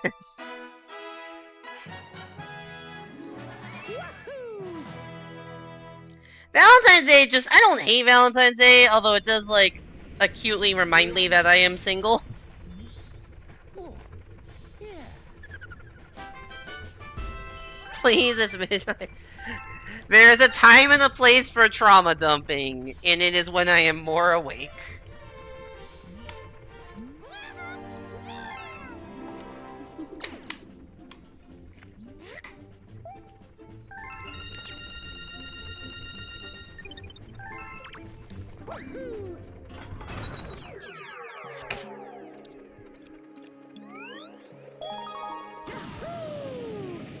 To be fair, I've definitely had that realization where it's like, man, I realized that, like, something about me, a lot of people end up venting to me. Which, like, is not the end of the world, although sometimes it can get a little emotionally exhausting for me. Yes. But it's usually fine.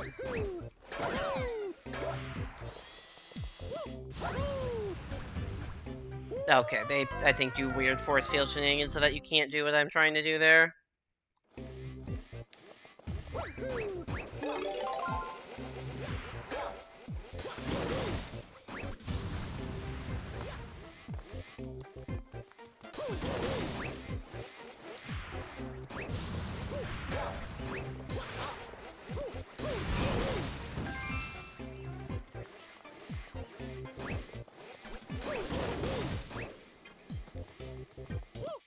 What up, Captain Toad? My brigade bail on me when they get scared. I'm scared too. Ah! You should be scared!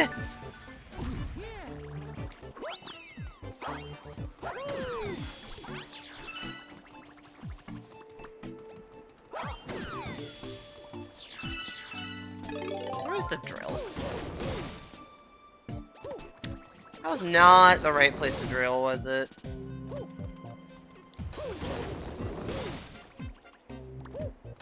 Nope. Here?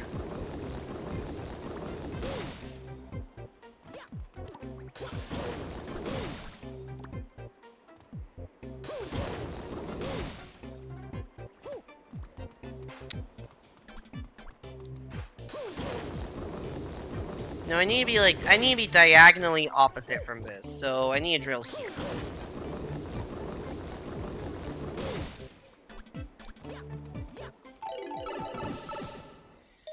There's a time and place that has the mentally ill guy to talk, and it's when it's not midnight and you've already had a dog day. Sorry to hear your day's been not ideal.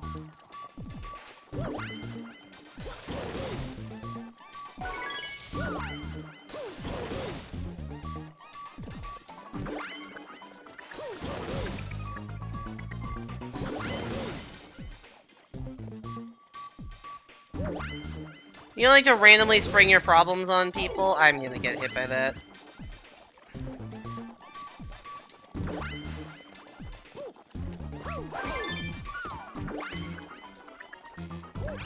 Which is why you ask if they want you to first before you do made that mistake before not making it again. But like sometimes you don't want to have a talk with someone that out of a.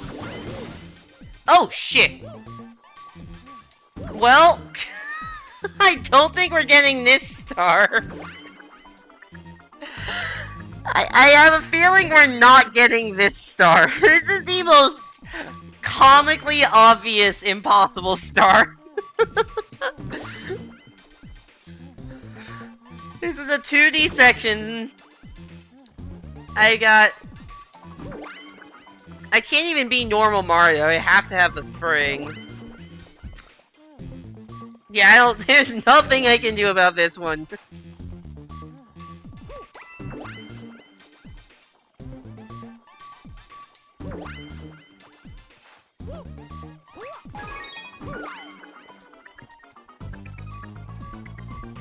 Enjoy your special moves, bullet time your way. Dude, I don't think Mario can physically fit between those. Like, I don't think that's physically possible.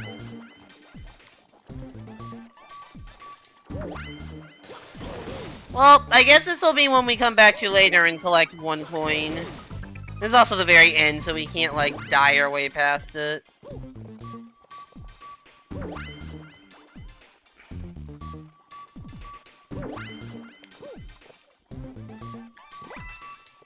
Yeah. If it's possible to collect both coins on one jump like that, it is not going to be possible to go between them. I guess we'll do the Praetor comment here, considering we at least know this one should be possible. You love your friends, but please you have your limits too. I totally understand that. I mean, not that you haven't, like, I don't know. You have definitely vented problems to me, but I've been okay with it. But I do think there has been a point in my life when, like, I have had too much venting, and it's like there's a lot of negative energy, and I have my own problems to deal with, and I cannot handle all of this. Like, I'm not blaming this on you by any means. I kind of brought this upon myself to some extent by, like, not realizing negative impacts that other people venting had on me, and, like, not,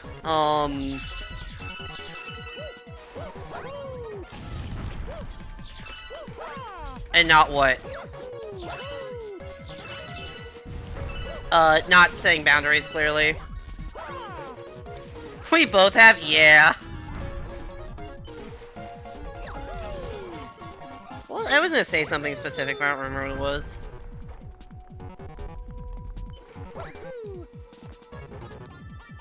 You're also a lot less emotionally volatile. I mean, that's good.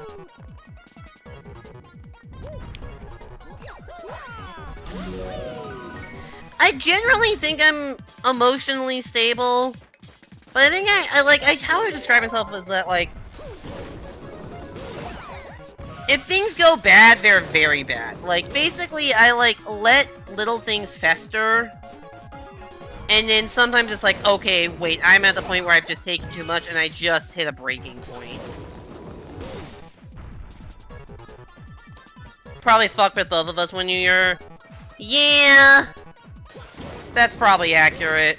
You're so sorry for it and you still want to make it. Don't worry about it. Like, please do not worry about it. I know you are, but, like... Also, this is actually kind of annoying on the timer when I have to be very careful with how I kill this dude.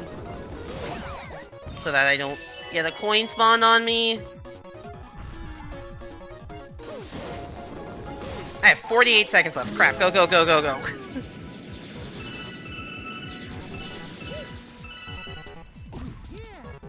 You know, you were like, what, 15, 16 at the time?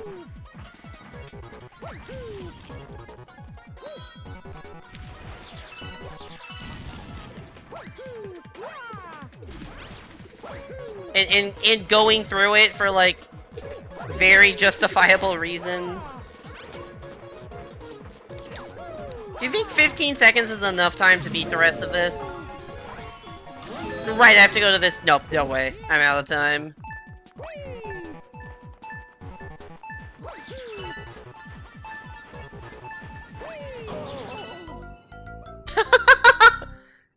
I do think the dying in midair to the timer is very amusing.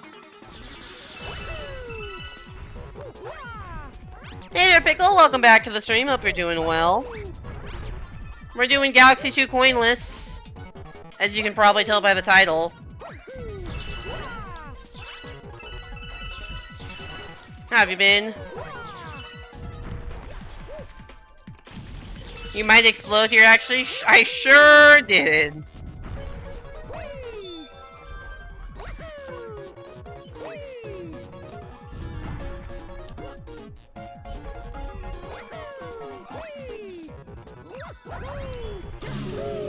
Thanks for good luck. we have done some hard stuff today. We've also determined a couple of stars to be impossible. There's one comical example where there is a silver star that was surrounded in every direction. Silver star in a 2D area that was surrounded in all 8 directions by, like, a square of coins. That was the last star I tried. Comically impossible.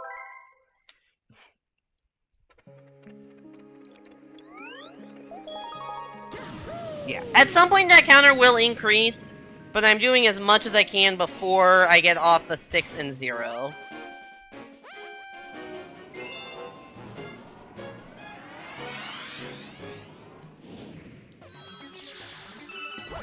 So that's why I didn't collect that star with the 1.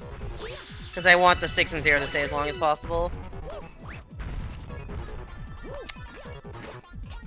So if you're wondering, by the way, if you're wondering why there's a difference between coins collected and coins saved, if you die in this game, if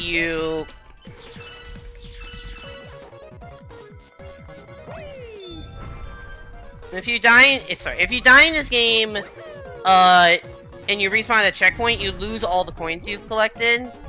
So there are situations where it is mandatory to do so, where, like, if you do so, you can say, oh, you know, I got these coins, but then I died. So I'm doing as little as possible. There is Spindig 1, which is that 1 star that's on there, is a required star.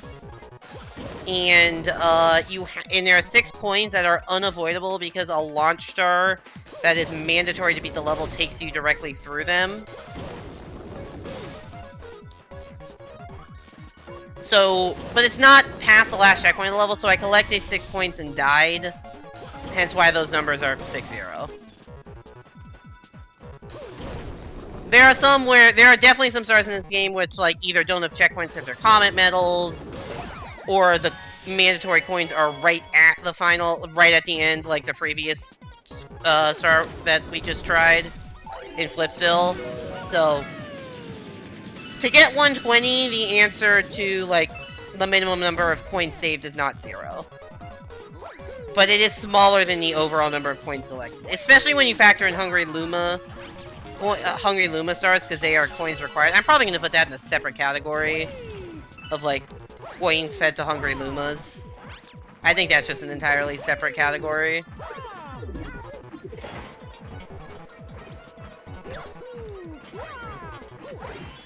Anyway, Sophie, it's funny that we're having this conversation about venting, because I had dinner with a friend tonight, and it kind of just turned into us venting about our lives at each other. Which, like, happens and is kind of nice if you need it. Because we last saw each other, like, a few weeks ago, and, like, things had generally been going well for us. So we were talking about, like, happy stuff, and, like, you know, I got the internship, and she was, you know, doing pretty well in work, and doing well with her boyfriend, and, like, you know, good things happening. And then today it was, like, me feeling stressed about academics, and also kind of socially isolated, and also, and her just being overworked like crazy and having relationship issues. We were just a mess. Starshine or Chompworks? Where shall we go? The beach or the works?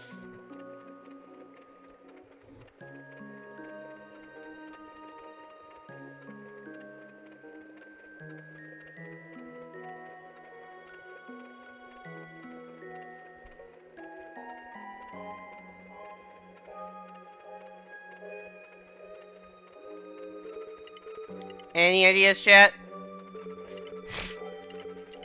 We got options of Starshine Beach and Chompworks, and we can actually get to the last Bowser thing if we just get one more star. Chompworks, okay. I remember one of these stars, because it reminds me of your friend Chomp, you know, very fair. I remember one of these stars being very hard, but I think it's Chompworks 2 that's the hard one.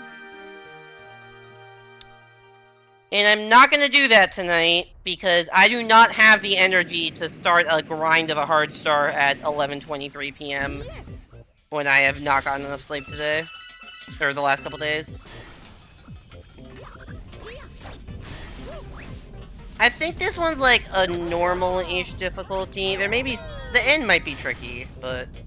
I'm gonna do this, and then maybe the Bowser level, depending on how long this takes, and then probably call it. I gotta make sure to avoid the coins. Alas, why are you in such a mood to make everything a command today?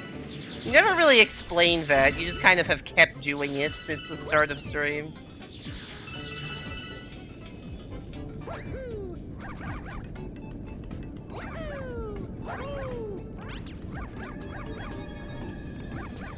I just remembered why the second star here, not this first one, I just remembered why the second star here, whoa, I didn't expect points there, or there for that matter. Just remembered why the second one here is so hard. Because it involves everyone's favorite power-up, Spring Mario. You gotta do Spring Mario Precision.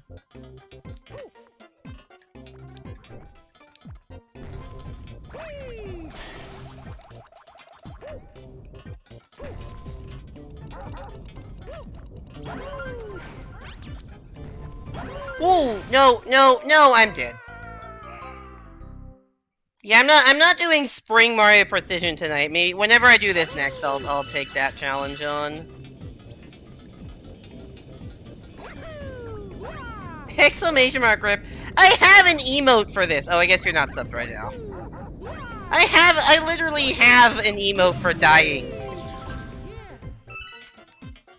I guess if I made that command, it would just be Apple's 38F, but I realized Nightbot wouldn't be subbed, so that wouldn't work.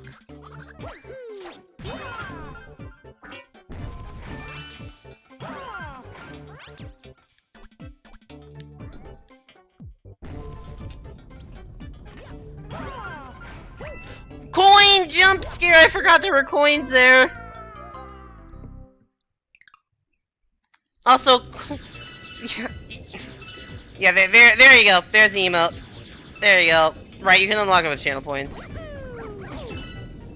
Enjoy your 24 hours of Apple's 38 Def usage. Or Apple's 38F usage.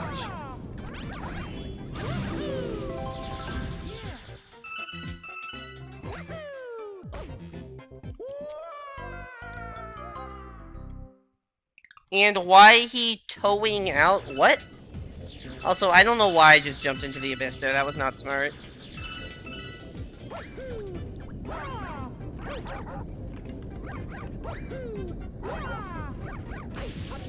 Too bad you can't unlock anim- Oh, you can't unlock animated ones? I actually didn't know that. That does suck.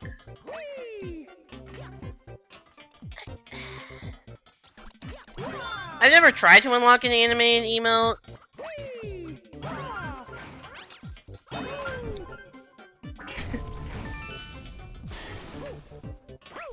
But yeah, it does suck that you can't. I wish they would just add, like, they could add a default channel point reward that's just, like, more expensive. Also, yeah, following the chomp is definitely the easier way to do it. They could just add one that's just more expensive. I like the chomp icon. They could just add one that's more expensive, like, you know, twice the price or whatever, or allow you to customize it. I guess it doesn't have to be, but, like, the default could be more expensive.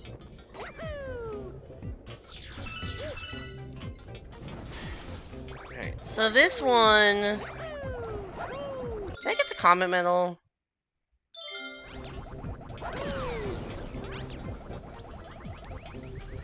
Oh yeah, I was at the start. Yeah, so this one you just gotta guide this guy. The Comet Medal version of this will be harder because it's doing this with Cosmic Clones. And you still have to dodge the coins that are conveniently right in the middle of the platforms you need to stand on. Put this Rapscallion in the Slammer. What? I am confused.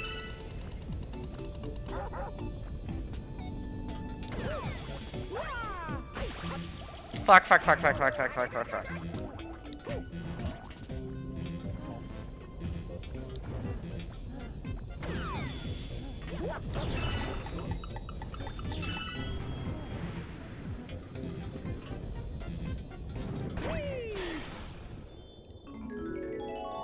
If that enemy kills me, I'm not gonna be happy.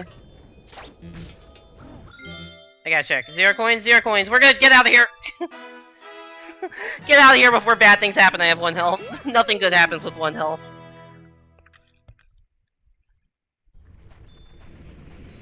You kept doing unlock random. It unlocked the same one. It can do that? That's so dumb. I didn't know that's how that worked. That's so dumb. You know, I feel like of all the ones to unlock twice in a row, the This Is Fine one is the most,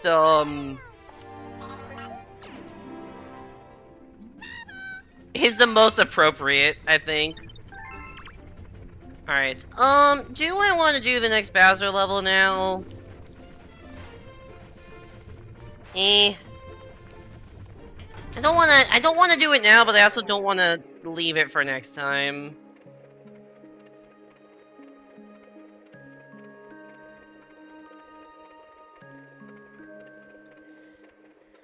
Alright, chat, should we do the Bowser level, or should we do that Boulder Bowl one that just came up, the one in the mail?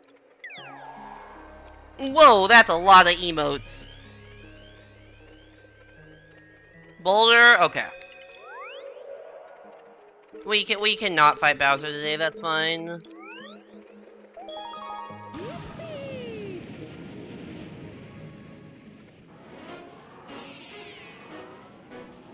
Is that all of them? I guess that's all of them except the animated ones. Rolling the apple gacha for premium apples. I mean, there are technically premium apples in the sense that I had a, I'm like, you know what, I have extra emote slots, so I turned the This Is Fine emote upside down and called it Apple38 Smile and put it in the bit slot, so technically there are premium Apple emotes. For the low price of 1,000 bits, you can have an actual normal smiling apple. That probably doesn't convey as much of a sense of, like, this is fucked-itude. Did I get one of those coins? No, I didn't. I would know if I got one of those coins because I'd have full health.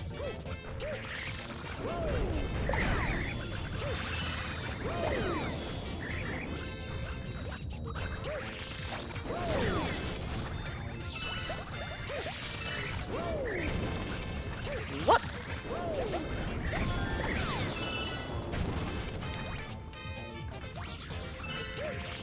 Oh, there's just a coin there. I gotta be on the lookout to not get that. Ah! I forgot when the boulder kills the enemies, they drop coins. And the boulder killed them just before I could. That was not what we wanted to have happen in that situation.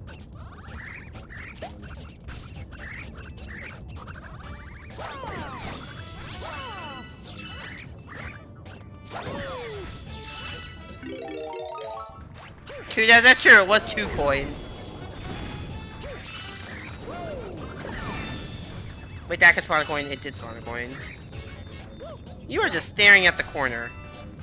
I really thought I could get away from that in time.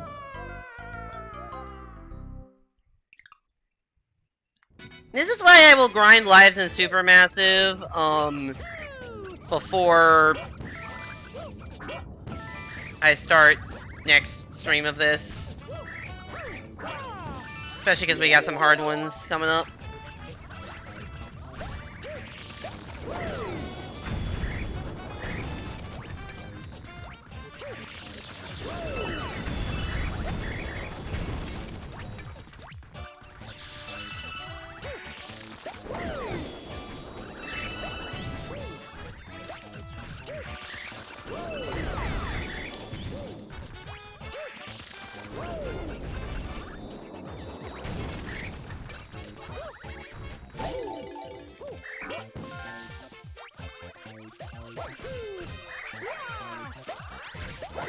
Okay, probably taking these on normally is not the greatest idea, but we're committed to the dumbassery. Okay, there we go. I don't know if there's a checkpoint on the next planet now that I think about it. There isn't. Where's the Goomba? Not. Fuck you! That was unfortunate.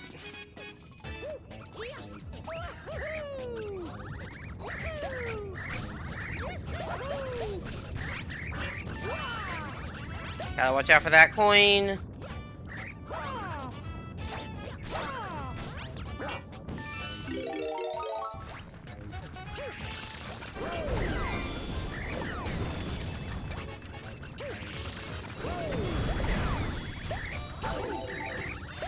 Ow!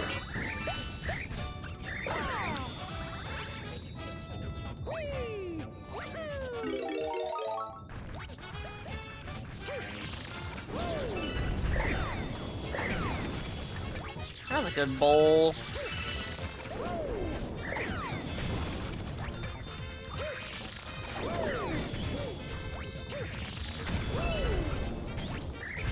Why?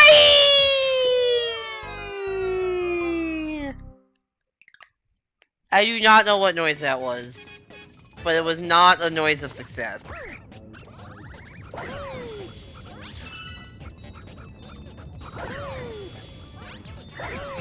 Definitely. It was like a wah that turned into a Y. Yeah, that's a pretty accurate. That's a pretty accurate depiction of the noise. That I was gonna say I can't argue with that exact spelling.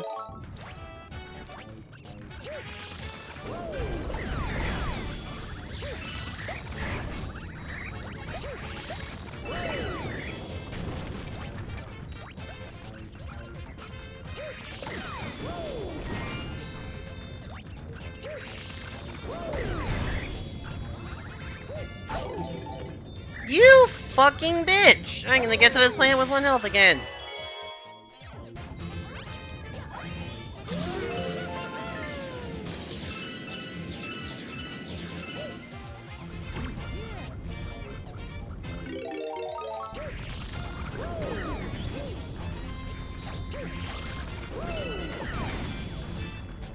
Follow me, Goomba.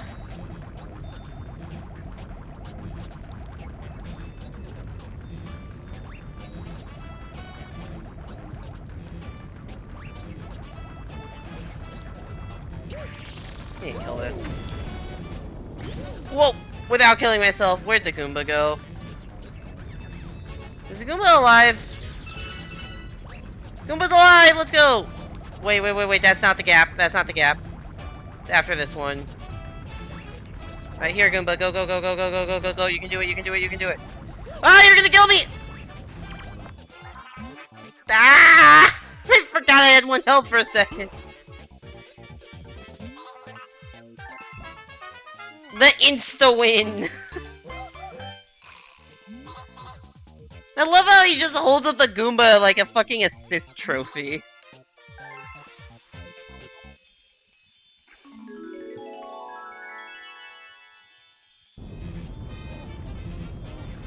Alright. 49 stars, I know that's a vaguely unsatisfying number to end on, but at least it's a square number. I'm gonna be honest, I do not have the energy to keep going. Do not have the energy to keep streaming right now, I'm exhausted.